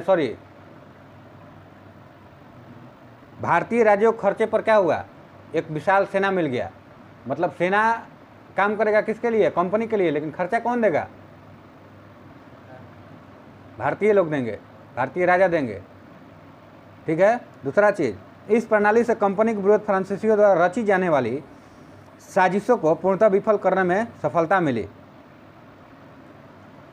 देखिए इस प्रणाली में क्या हुआ कि फ्रांसीसियों को भगाने में इन लोग का, अब फ्रांसीसी मान लीजिए कि अगर अंग्रेज शोषण करेंगे, अब फ्रांसीसी थे तो बताते थे भारतीयों को कि ये लोग आपका शोषण कर रहे हैं, तो ये लोग क्या किया, पहले जड़े खत्म कर दिया कि ना ये लोग रहेगा ना ये लोग को समझाएगा। जब देखिएगा क्या होता है ना कि एक व्यक्ति है जिसके पास पैसा है, उसके पास दो तरह के व्यक्ति जाते हैं। एक व्यक्ति है जो उसको हर संभव उसको बचाने का प्रयास करेगा, एक व्यक्ति है जो उसको बरगला फुसला करके उसको हमेशा क्या करेगा, पैसा निकलवाने का काम करेगा। तो आज के डेट में भी देखिएगा कि जो निकलवाने वाला होता है पैसा ना, वो बहुत मीठा बात बोलता है मीठा मीठा बोल के आपका गर्दन क्या करेगा, काट देगा। और वहीं जो आपको अच्छा सिखाएगा वो कड़वा बोलता है। ठीक है, जैसे देखिए हम लोग के माता पिता ही है, अगर माई या बाबूजी हमनी के बबुआ जी कहे लागस तो तारा खुद से खराब लागे लगी। ठीक बनो, और तारा के डांट तणे बोलत तणे तो काहे खातिर बोलत तणे, पढ़े खातिर।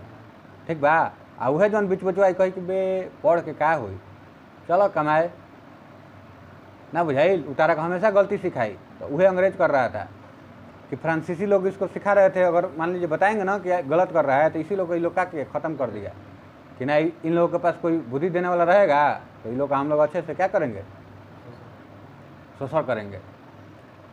इस प्रणाली से कंपनी के विरुद्ध फ्रांसीसियों द्वारा रची जाने वाली साजिशों को पूर्णतः विफल करने में सफलता मिली। अंग्रेजों के विरुद्ध भारतीय राज्य कोई संघ नहीं बना सकते थे।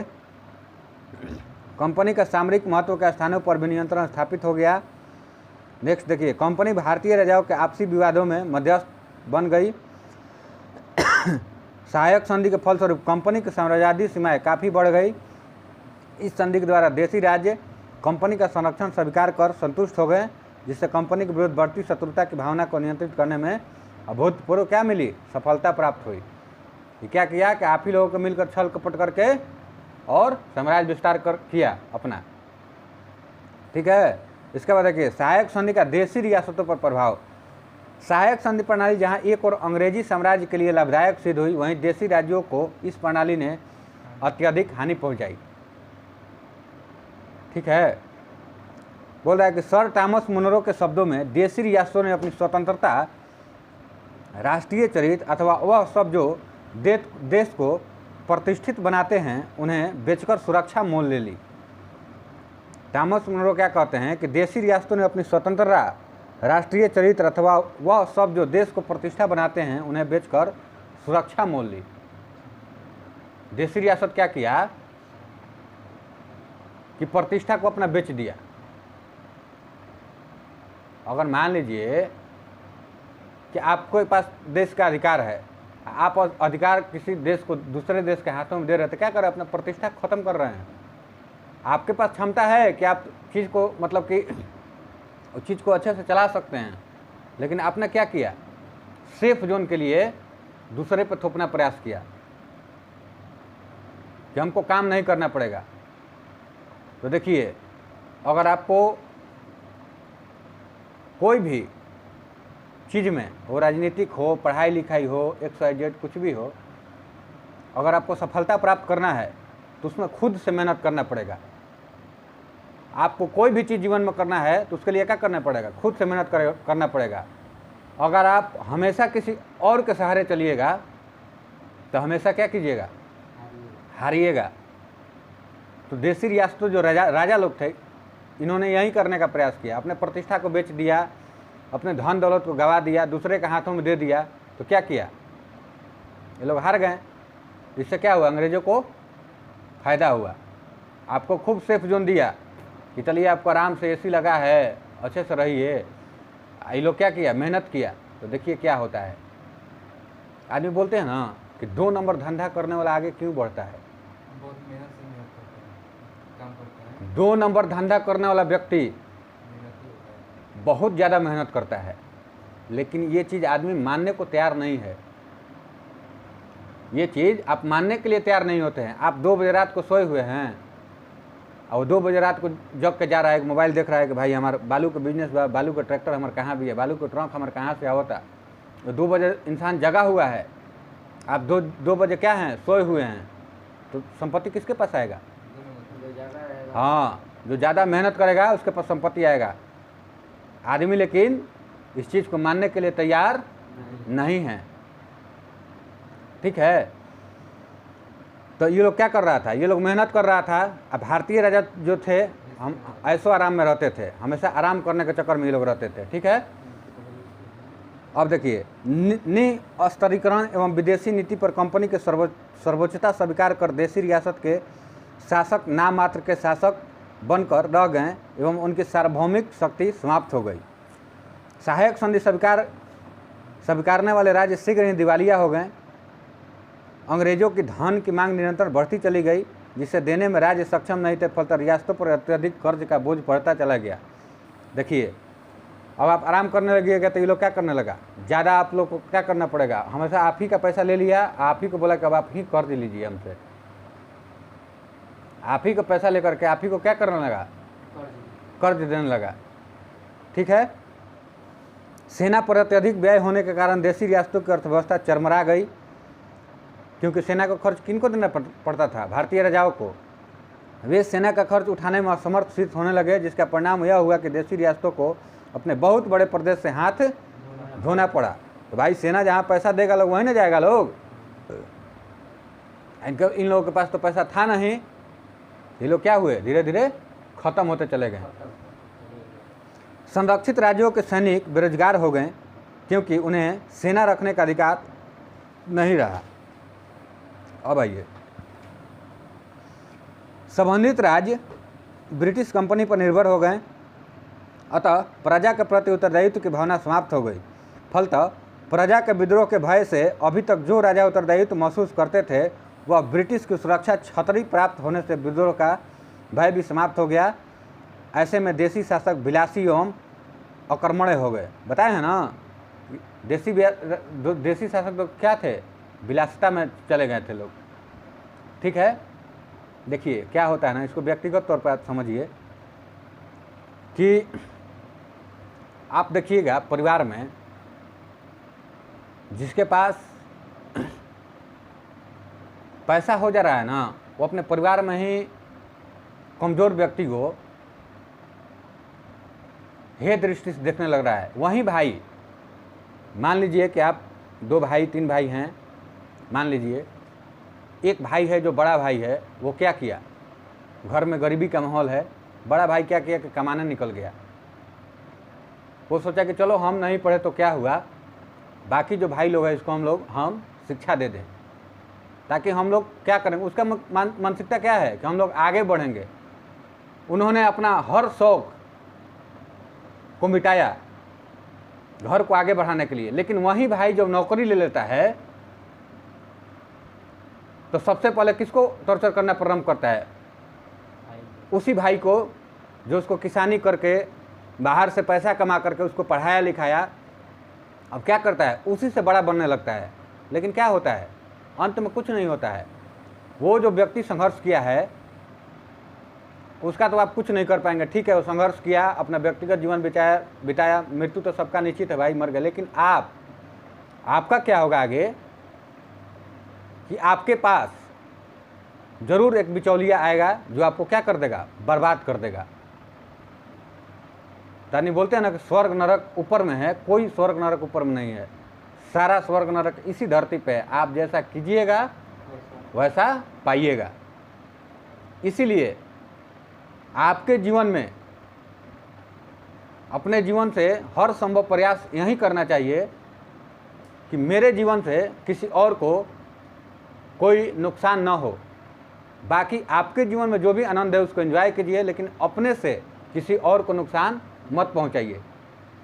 आपके जो किस्मत में है, आपके पास जो है उसको एंजॉय कीजिए, बाकी दूसरे को अवहेलना नहीं कीजिए। लेकिन आज की धरती पे क्या है, लोग जितना अपने दुख से दुखी नहीं है, उतना दुखी दूसरे के सुख को देख करके है। आया बात समझ में ना। तो आप कभी भी छल करके आगे नहीं जा सकते हैं। हो सकता है कुछ दिनों के लिए आप आगे जा सकते हैं, लेकिन वो चीज़ें ज़्यादा दिन तक नहीं रहती है, क्योंकि ऊंचाई पर ठहरने का जगह नहीं होता है। जैसे आम जो फल देता है ना, झुक जाता है, तो उसी तरह व्यक्ति का व्यक्तित्व भी होना चाहिए कि जब आपके पास धन दौलत संपत्ति होता है आपको झुक कर रहना चाहिए। हमने बहुत बड़े बड़े लोगों को देखा है कि बहुत सारा उनके पास पैसा है, लेकिन वो आपके लिए खुद से चाय लेकर के आते हैं, खुद से खाना लेकर के आते हैं।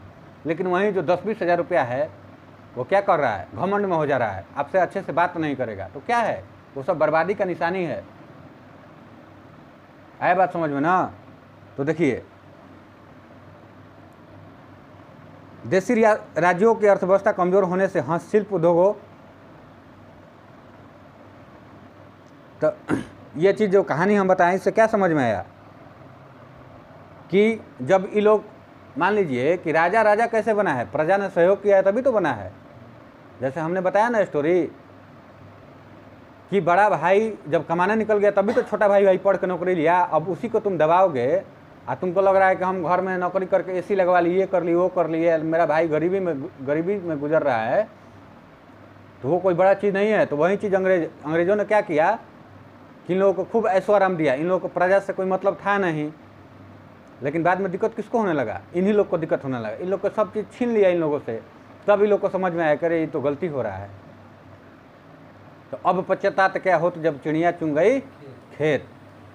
ठीक है, तो इसी संधि के माध्यम से भारतीय नरेशों की बुद्धिमत्ता, साहस, सैन्य संगठन आदि कमजोर हुए, जिसका परिणाम यह हुआ कि भारतीय राज्य निरंतर पतन की ओर अग्रसर होते चले गए।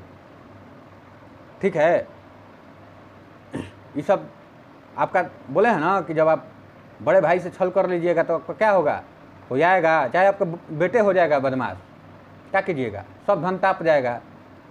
तो गरीब तो देखिए, अगर जो व्यक्ति साइकिल पर चल रहा है वो पैदल चलेगा तो कोई बड़ी चीज़ नहीं है, लेकिन जब आप कार से उतर के जब पैदल चलने लगिएगा तो भाई मुश्किल का बात है, आप नहीं चल पाइएगा। तब आदमी व्यक्ति को समझ में आता है कि नहीं, जो किया मैंने गलती किया। आया बात समझ में ना?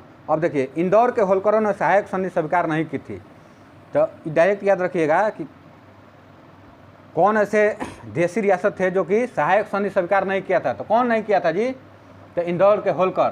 परीक्षा के पॉइंट ऑफ व्यू से इंपॉर्टेंट है, इसको याद रखिएगा कि इंदौर के जो होलकर थे जिन्होंने सहायक संधि स्वीकार नहीं किया था।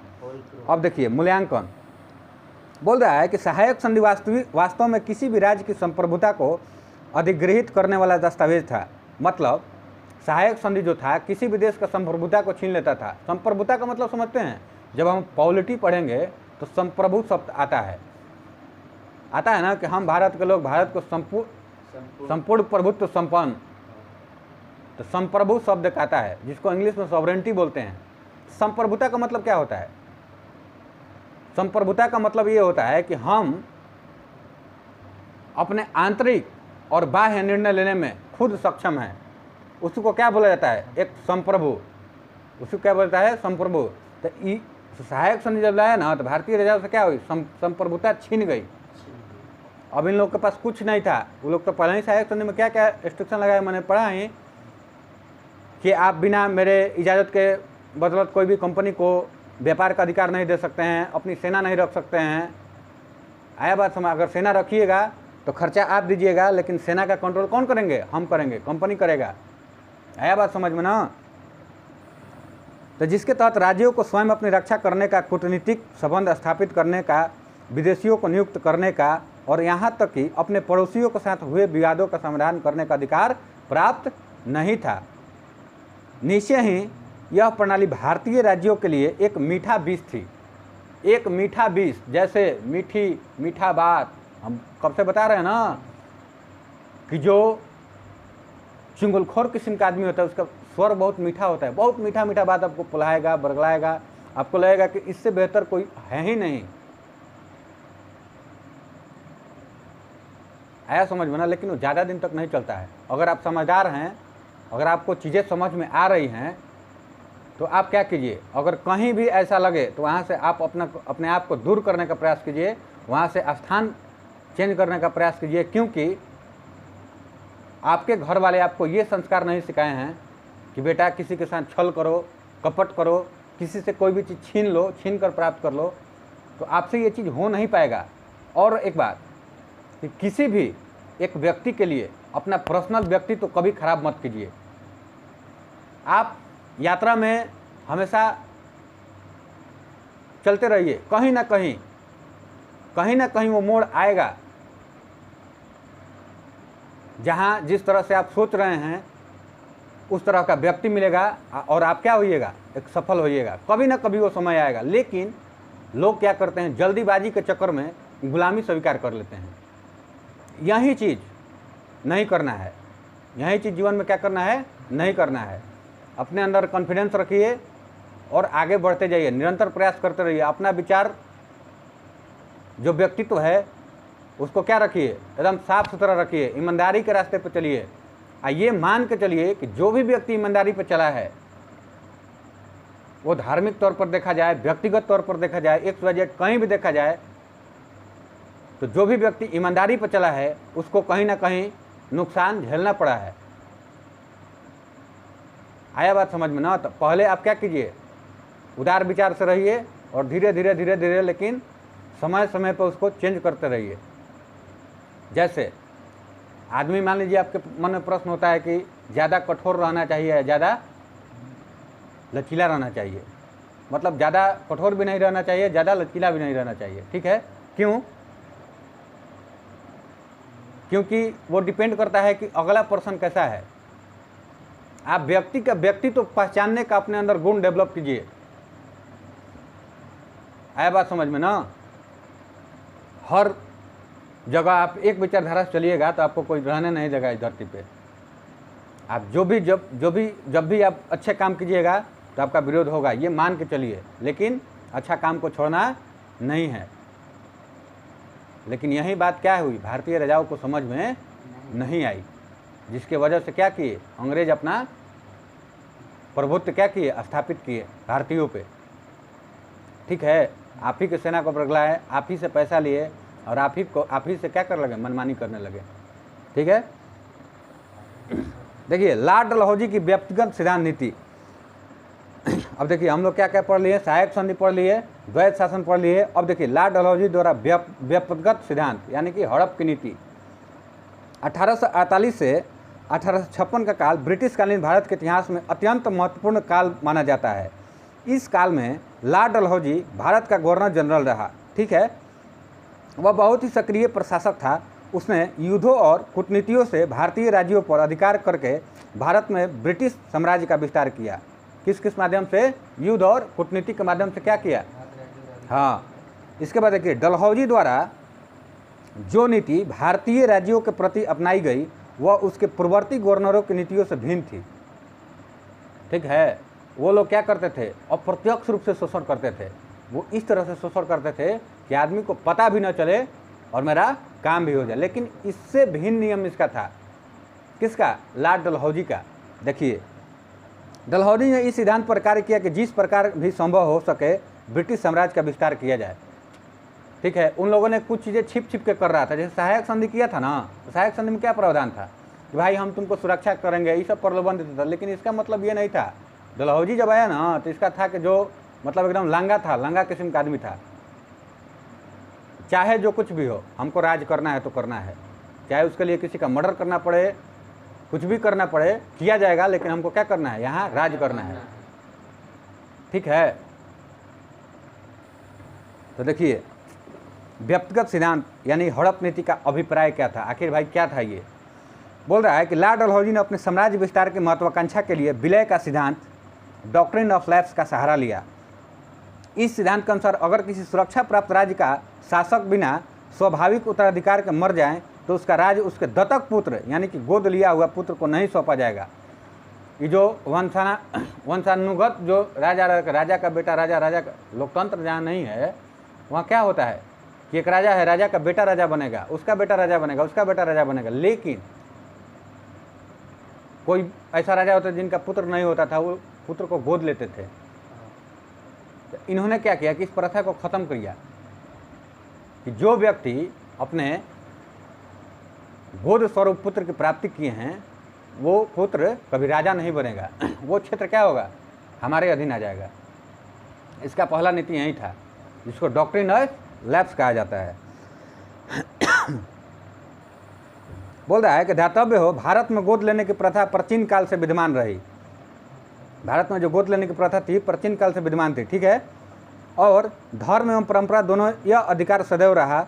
लेकिन डलहौजी ने साम्राज्य विस्तार के लिए व्यक्तिगत सिद्धांत को नया हथियार बनाया, जिसके तहत उसने उत्तराधिकार गोद लेने की प्रथा पर पाबंदी लगाई तथा संतानहीन शासकों के राज्यों को अंग्रेजी साम्राज्य में मिलाने का प्रयत्न किया। देखिए ये लोग 5 जो गवर्नर जनरल थे ना, बताया गया ना पहले कि ब्रिटिश को सक्षम बनाने में यानी कि भारतीय राज्य पर प्रभुत्व स्थापित करने में पांचों ने सहायता किया था। इन पांचों का अलग अलग अपना नियम था। ठीक है, पहला लोगों ने क्या किया कि समझौता करके किया, कुछ कुछ युद्ध लड़के किया। इसने क्या किया कि एक जो प्राचीन काल की प्रथा थी, जो गोद लेने की प्रथा थी, उसी को इन्होंने क्या किया, इसका एक अपना नियम था, इसको समाप्त किया। देखा कि भाई आखिर इन लोगों ने तो ये सब काम किया ही, अब ऐसा क्या काम किया जाए जिससे कि साम्राज्य का विस्तार आगे होता रहे। जैसे मान लीजिए आप गांव में रह रहे हैं, हम लोगों ने सरकारी स्कूल से पढ़ा है, हम लोग के पास पैसा हुआ तो अपने बच्चों को सरकारी स्कूल में नहीं पढ़ाएंगे। धीरे धीरे डेवलपमेंट होता जाएगा ना जी। पहले आप गांव में रहते थे, पैसा होगा तो आएंगे शहर में, बहुत ज़्यादा पैसा हुआ तो बच्चा को विदेश पढ़ने के लिए भेजेंगे, चाहे आप भी विदेश जाकर शिफ्ट हो जाइएगा। तो वैसे ही इन लोगों का नियम धीरे धीरे साम्राज्य स्थापित मतलब कि बढ़ाने के लिए धीरे धीरे नियम क्या करने लगा, चेंज करने लगा। जहाँ जहाँ कमजोरी मिलता था उस कमजोरी को पकड़ करके लोग क्या करता था, उस पर अधिकार करने का प्रयास करता था। तो इसने यही काम किया। इन्होंने क्या किया, दत्तक पुत्र की समाप्ति करके राज हड़पने का प्रयास किया। ठीक है, इनका ये नियम था। अब देखिए बोल रहा है कि डलहौजी ने भारतीय राज्यों को 3 श्रेणियों में वर्गीकृत किया। देखिए पहला क्या था, प्रथम श्रेणी में वे रियासतें थी जो कभी भी ब्रिटिश शासक के अधीन नहीं रही, ना ही वे कर देती थी। ऐसी रियासतों पर गोद लेने से कोई आक्षेप नहीं था। देखिए पहला इसका क्या था ना, पहला राज्य माने प्रथम श्रेणी का राज्य ऐसा था कि जो कि ब्रिटिश को कर नहीं देती थी, ब्रिटिश का बात नहीं मानती थी, तो वो लोग गोद ले सकते थे, उससे इनको कोई मतलब नहीं था। वो अपने दत्तक पुत्र गोद ले सकते थे, राजा बना सकते थे। दूसरा श्रेणी में, द्वितीय श्रेणी में वे रियासतें थी जो मुगल सम्राट अथवा पेशवा के अधीन थी और उन्हें कर देती थी, परंतु अब वे अंग्रेजों के अधीनस्थ थी। इस श्रेणी के राज्यों के शासकों के लिए यह व्यवस्था की गई कि वे उत्तराधिकारी गोद लेने के पहले सरकार की सहमति प्राप्त करें। ठीक है, गोद लेने के पहले क्या करें, सहमति प्राप्त करें।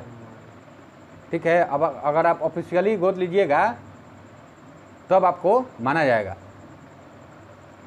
तृतीय श्रेणी में वे राज्य थे जिनके निर्माण में ब्रिटिश सरकार का प्रत्यक्ष अथवा अप्रत्यक्ष योगदान था तथा ऐसे राज्यों के शासकों के उत्तराधिकारी गोद लेने पर पूर्णतः पाबंदी लगा दी गई। देखिए तो तीसरा श्रेणी पर ही सबसे ज़्यादा इन्होंने काम किया। वो तो दोनों अपने कब्जा में थे ही, एक तो मान लो कब्जा में नहीं है, ठीक है, वो चल रहा है। दूसरा जो राज्य था वो कब्जा में था ही, लेकिन तीसरा राज्य था जहाँ पे अधिकार तो था लेकिन पूर्ण रूप से अधिकार नहीं था। तो जहाँ चीज़ की कमियां होगी वहीं ना दूर किया जाएगा जी बढ़िया से। तो यहाँ पर इन लोगों ने क्या किया कि पूर्ण रूप से प्रतिबंध लगा दिया। जो क्षेत्र जीत गया उसको तो जीत ही गया है, जो क्षेत्र बाकी है उसको जीतने का प्रयास करेगा। तो वहीं क्या बनाएगा, नियम बनाएगा।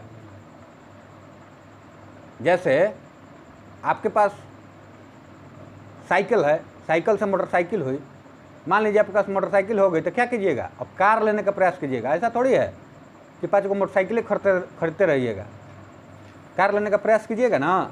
तो वैसे ही जिस क्षेत्र को इन्होंने प्रत्यक्ष और अप्रत्यक्ष मतलब क्या हुआ कि शासन है लेकिन वहाँ क्या है, अभी सस्पेंस है, लग रहा है कि यहाँ पूर्ण रूप से अधिकार नहीं है, तो वहीं पे इन लोगों ने पूर्ण रूप से अधिकार प्राप्त करने के लिए इस नियम को लागू किया। आया समझ में ना। इसके बाद देखिए हड़प नीति का क्रियान्वयन। लॉर्ड डलहौजी ने अपनी हड़प नीति के आधार पर गोद लेने की प्रथा को अमान्य कर निम्नलिखित राज्यों को ब्रिटिश साम्राज्य में विलीन कर लिया। तो देखिए कौन कौन हड़प नीति से विलीन हुए। सतारा को 1848 में डलहौजी की हड़प नीति का पहला शिकार सतारा था। ठीक है, सतारा के राजा अप्पा साहिब ने अपनी मृत्यु से पूर्व एक बालक गोद लिया था, परंतु डलहौजी ने उस उत्तराधिकारी को यह कहकर अमान्य करार दिया कि सतारा राज्य लॉर्ड हेस्टिंग ने पुनर्स्थापित किया था। ये बोल दिया कि आप राजा नहीं बना सकते हैं अपने दत्तक पुत्र को, क्योंकि इन्होंने बताया कि लॉर्ड हेस्टिंग जो थे ना, उन्होंने क्या किया है, सतारा को स्थापित किया है, तो यहाँ का राजा हम होंगे। मैंने राज वहीं बनाया है, तोहरे से पैसा लेके तोहरे देश के राज्य बनैल सन, अब कह लग सन हम बनैले बनी। बात बुझाता न, तो जाकर शासन हम रहम, शासक हम रहम। अब देखो जयपुर और संबलपुर कब 1849 में, डेट को याद रखिएगा। उड़ीसा में संबलपुर राज्य का शासक नारायण सिंह निसंतान मर गया। मृत्यु पूर्व कोई पुत्र गोद नहीं ले सका था, इसीलिए विधवा रानी ने शासन प्रबंधन अपने हाथ में ले लिया। लेकिन डलहौजी ने इसे अमान्य घोषित करते हुए संबलपुर को तथा उसी दौरान बुंदेलखंड में स्थित जैतपुर को हड़प नीति के आधार पर 1849 में ब्रिटिश राज में मिला लिया। जो दत्तक पुत्र नहीं था जिसका भी, उसको भी क्या करता था ये लोग, मिला लेता था कि महिला शासन नहीं कर सकती है। ठीक है, जब पुरुष है ही नहीं आपके घर में तो दे दीजिए हमको सत्ता, हाँ हम चलाएंगे। अब आइए, डलहौजी ने आगे इसी नीति के तहत बघाट, उदयपुर, झांसी तथा नागपुर का विलय भी किया। ठीक है, देखिए नोट में देखिए 1856 में अवध पर कुशासन का आरोप लगाकर ब्रिटिश सत्ता में मिला लिया गया। इस समय अवध का नवाब वाजिद अली शाह था। अवध को किस आधार पर, कुप्रशासन के आधार पर, यानी कि बताया गया कि अवध का प्रशासन अच्छे से नहीं चल रहा है, जिस प्रशासन को हम अच्छे से चला सकते हैं, इसी आधार पर इन्होंने क्या किया, उस क्षेत्र के पर कब्जा कर लिया। अब देखिए हड़प नीति की समीक्षा बोल रहा है कि लॉर्ड डलहौजी की हड़प नीति से ब्रिटिश साम्राज्य सुदृढ़ एवं संगठित हुआ। भारत में ब्रिटिश कंपनी के राज्य की सीमाओं का अत्यधिक विस्तार हुआ, किंतु डलहौजी के इस साम्राज्य विस्तार का नैतिक, न्यायिक और निष्पक्ष रूप से समर्थन नहीं किया जा सकता। अंग्रेजों ने सर्वोच्चता का अधिकार केवल शक्ति के आधार पर प्राप्त किया था, उसके पीछे कोई नैतिक या कानूनी अधिकार प्राप्त नहीं था। यानी कि बलपूर्वक इन्होंने बलपूर्वक जबरदस्ती कोई भी क्षेत्र को, भले ही लोग बता रहा था कि हम आपका सहायता करेंगे, मैंने अपना नैतिकता दिखा रहा था, लेकिन इसके पीछे इन लोगों का कोई नैतिक व्यवहार था ही नहीं। इन लोगों ने क्या किया, बलपूर्वक छल से कूटनीति करके क्षेत्रों को जीतने का प्रयास किया। आया बात समझ में ना। और आगे देखिए, बोल रहा है कि डलहौजी की हड़प नीति अनैतिक, अत्याचार और स्वार्थ से परिपूर्ण थी। बताया हमने ना अभी कि डलहौजी ने अपनी इस नीति से देश की प्रजा में असंतोष की भावना भर दी, जिससे ब्रिटिश विरोधी तत्वों को बढ़ावा मिला।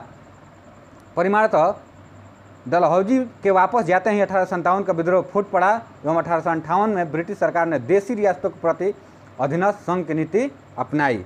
इसी के जाने के बाद क्या हुआ, 1857 की क्रांति हुई। ठीक है, और 1857 की क्रांति में इन्होंने और मजबूती प्रदान करने का प्रयास किया। देखिए, देशी रियासतों के प्रति ब्रिटिश नीति। अब देखिए ये लोग क्या हो गए, अब देशी रियासतों पे आ गए। बोल रहा है कि ब्रिटिश शासन की रियासतों के प्रति कोई अस्थायी नीति नहीं थी। ब्रिटिश शासन की रियासतों के प्रति कोई अस्थायी नीति नहीं थी, समझे। हालांकि उन्होंने देश, काल एवं परिस्थिति के अनुसार राजनीतिक सर्वोच्चता को प्राप्त करने के लिए विभिन्न प्रकार की नीतियों का क्या किया, अनुसरण किया। ठीक है, बोल रहा है कि विलियम ली वार्नर ने अपनी पुस्तक the native states of India में रियासतों के प्रति ब्रिटिश नीति को 3 चरणों में वर्गीकृत किया। पहला चरण घेरे की नीति, जिसको रिंग ऑफ फेंस बोलते हैं। तो घेरे की नीति कब से कब तक, 1765 से 1813 तक। बोल रहा है कंपनी का राजनीतिक दृष्टि से यह शैशव काल था। शैशव काल मतलब समझ में आया, बच्चा पहला होता है ना कि शैशवावस्था। शैशवावस्था पढ़ेंगे बायोलॉजी में मिलेगा। ठीक है ना, मतलब पहले ये जैसे आदमी सियाना कब होता है, जब पहले शैशवावस्था में होता है ना जी, तो वहीं इसको डिनोट कर रहा है कि शैशवावस्था था। घेरे की नीति जो थी, हाँ अभी शैशवावस्था थी, यानी कि अभी छोटा बच्चा था। ये जो नियम था एक छोटा बच्चा की तरह कार्य कर रहा था, ये अभी पूरी तरह से परिपूर्ण नहीं हुआ था। कंपनी का उद्देश्य अपने जीते हुए प्रदेशों के पास बफर स्टेट की स्थापना करना था। उदाहरण स्वरूप बंगाल को सुरक्षित रखने के लिए अवध के साथ संधि कर उसे बफर स्टेट बनाया गया। ऐसा इसलिए क्योंकि वहाँ मराठा आक्रमण का खतरा था। ठीक है, आगे देखिए, बोल रहा है कि वारेन हेस्टिंग के समय अवध के मामले में हस्तक्षेप, रोहेला युद्ध, मराठा युद्ध, द्वितीय आंग्ल मैसूर युद्ध आदि अंग्रेजों की अहस्तक्षेप नीति की से विचलन को दर्शाता है। इसी प्रकार लॉर्ड कॉर्नवालिस ने टीपू के विरुद्ध तृतीय आंग्ल मैसूर युद्ध लड़कर हस्तक्षेप की नीति का उल्लंघन किया। निष्कर्ष यह कहा जा सकता है कि इस काल में कंपनी ने अपनी स्थिति को सुदृढ़ करने के लिए हस्तक्षेप की नीति का पालन किया, क्योंकि आवश्यकता पड़ने पर उसका उल्लंघन भी किया। ठीक है, इसके बाद अधीनस्थ पृथक्करण की नीति 1813 से 1858 कहता इस काल में ब्रिटिश औद्योगिक नीति के तहत मुक्त व्यापार की नीति को अपनाया गया। ठीक बा, मुक्त व्यापार यानी कि फ्री ट्रेड, मतलब व्यापार के लिए कोई भी रुपया पैसा नहीं लगेगा, जिसके लिए राज्यों को अधीन बनाए जाने एवं उन पर प्रत्यक्ष नियंत्रण की आवश्यकता थी। अतः लॉर्ड हेस्टिंग के आगमन के साथ ही क्षेत्र विस्तार और युद्ध की नीति की शुरुआत की गई तथा इस काल में मूलतः सहायक संधि जैसी नीति अपनाई गई, जिसमें राज्यों को ब्रिटिश सत्ता का अधीन कर अन्य राज्यों से उनके संबंध विच्छेद कर देने का तत्व प्रमुख था, ताकि वे कंपनी के विरोध संगठित न हो सके। इसके बाद देखिए, कह रहा है कि इस काल में मराठों के साथ अलग अलग संधियाँ की गई तथा राजपूत राज्यों पर नियंत्रण स्थापित हुआ। ठीक है, लॉर्ड विलियम बेटिक के काल में कुप्रशासन के रूप में भी राज्यों को मिलाया गया। डलहौजी के काल में साम्राज्य का विस्तार पूरे भारतीय उपमहाद्वीप पर हुआ, जिसमें व्युत्पत्तिगत सिद्धांत का प्रमुख योगदान रहा। किसके समय में ज़्यादातर विस्तार किसके समय में हुआ? प्रश्न पूछता है कि सबसे ज़्यादा विस्तार किसके समय में हुआ? लॉर्ड डलहौजी के समय में। ठीक है। इसके बाद देखिए, अधीनस्थ संघ की नीति 1858 से लेकर 1935 तक। बोल रहा है कि सन 1857 के विद्रोह से अंग्रेजों को इस बात का एहसास हो गया कि यह विद्रोह विलय एवं रियासतों के प्रति अलगाव की नीति का परिणाम था। ठीक है, इसको इन लोगों को पता लग गया कि हम लोग विलय अलगाव जो कर रहे हैं लोगों में, रियासतों में, इसी का परिणाम क्या था? 1857 का विद्रोह। क्योंकि झांसी की रानी जो थी अपने दत्तक पुत्र के लिए लड़ी थी, नाना साहब अपने पेंशन के लिए लड़े थे,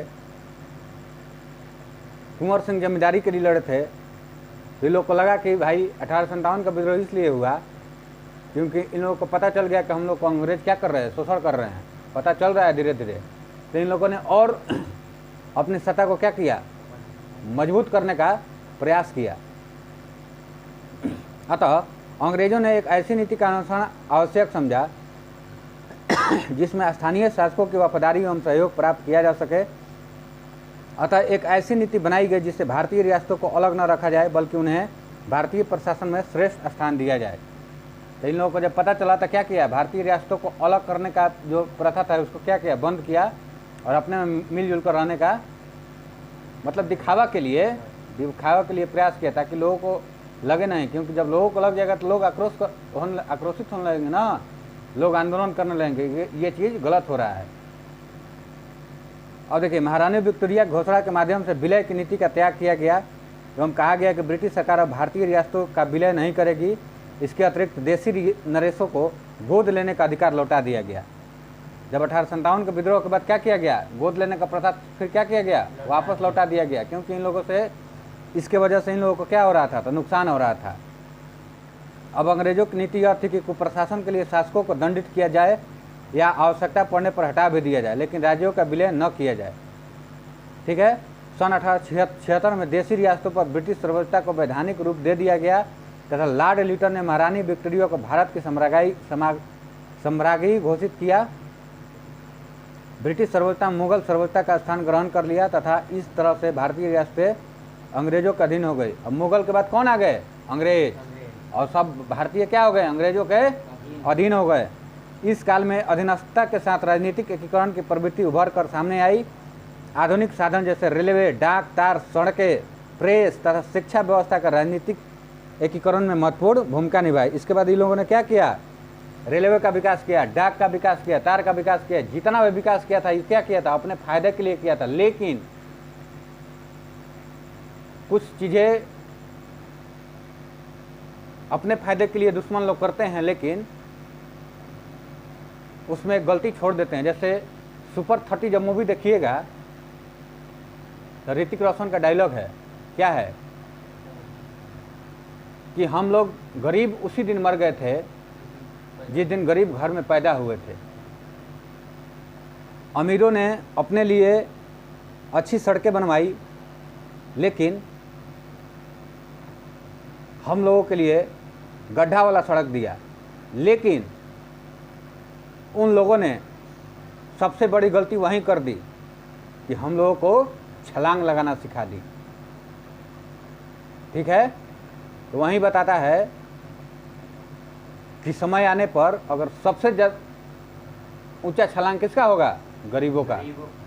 हाँ, तो वही चीज़ जब इन लोगों ने सब चीज़ का विकास रेलवे, डाक, तार का अपने लिए किया था, लेकिन इसी का क्या किया? लेकिन उससे क्या है? हम लोग को देश को ही तो फायदा है ना जी। इस प्रकार इस काल में ब्रिटिश सर्वोच्चता पूरी तरह स्थापित हो गई एवं भारतीय रियासतें ब्रिटिश शासकों के अधीन हो गई। समान संघ नीति। इस समय तक भारतीय राष्ट्रवाद परिपक्व हो चुका था तथा राष्ट्रीय भावनाओं को नियंत्रित करने के लिए अस्त्र के रूप में संवैधानिक सुधारों को लक्ष्य बनाया गया। इसी संदर्भ में 1935 का भारत शासन अधिनियम पारित हुआ, जिसमें भारतीय राज्य का एक संघ बनाने की बात की गई, यद्यपि संघ अस्तित्व में नहीं आया। कालांतर में क्रिप्स मिशन, वेवेल योजना, कैबिनेट मिशन आदि के माध्यम से संवैधानिक सुधारों की बात की गई। माउंटबेटन योजना में ब्रिटिश सर्वोच्चता की समाप्ति की बात की गई। अंततः 1947 में भारतीय स्वतंत्रता अधिनियम पारित हुआ और भारत और ब्रिटिश सत्ता की क्या हुई, तो समाप्ति हुई। ठीक है, तो चलिए ये चैप्टर समाप्त हुआ। तो इसी तरह के आगे के चैप्टर हम लाते रहेंगे। तो ऐसे ही पढ़ने के लिए और समझने के लिए मेरे चैनल से जुड़िए और चैनल को लाइक और सब्सक्राइब कीजिए, ताकि हमको भी आगे मोटिवेशन मिलता रहे और आगे हम इसी तरह का वीडियो निरंतर लाते रहें। ठीक है, पूरा दृष्टि क्विक बुक इसमें ख़त्म करवाया जाएगा सभी सब्जेक्ट का। ठीक है, धन्यवाद।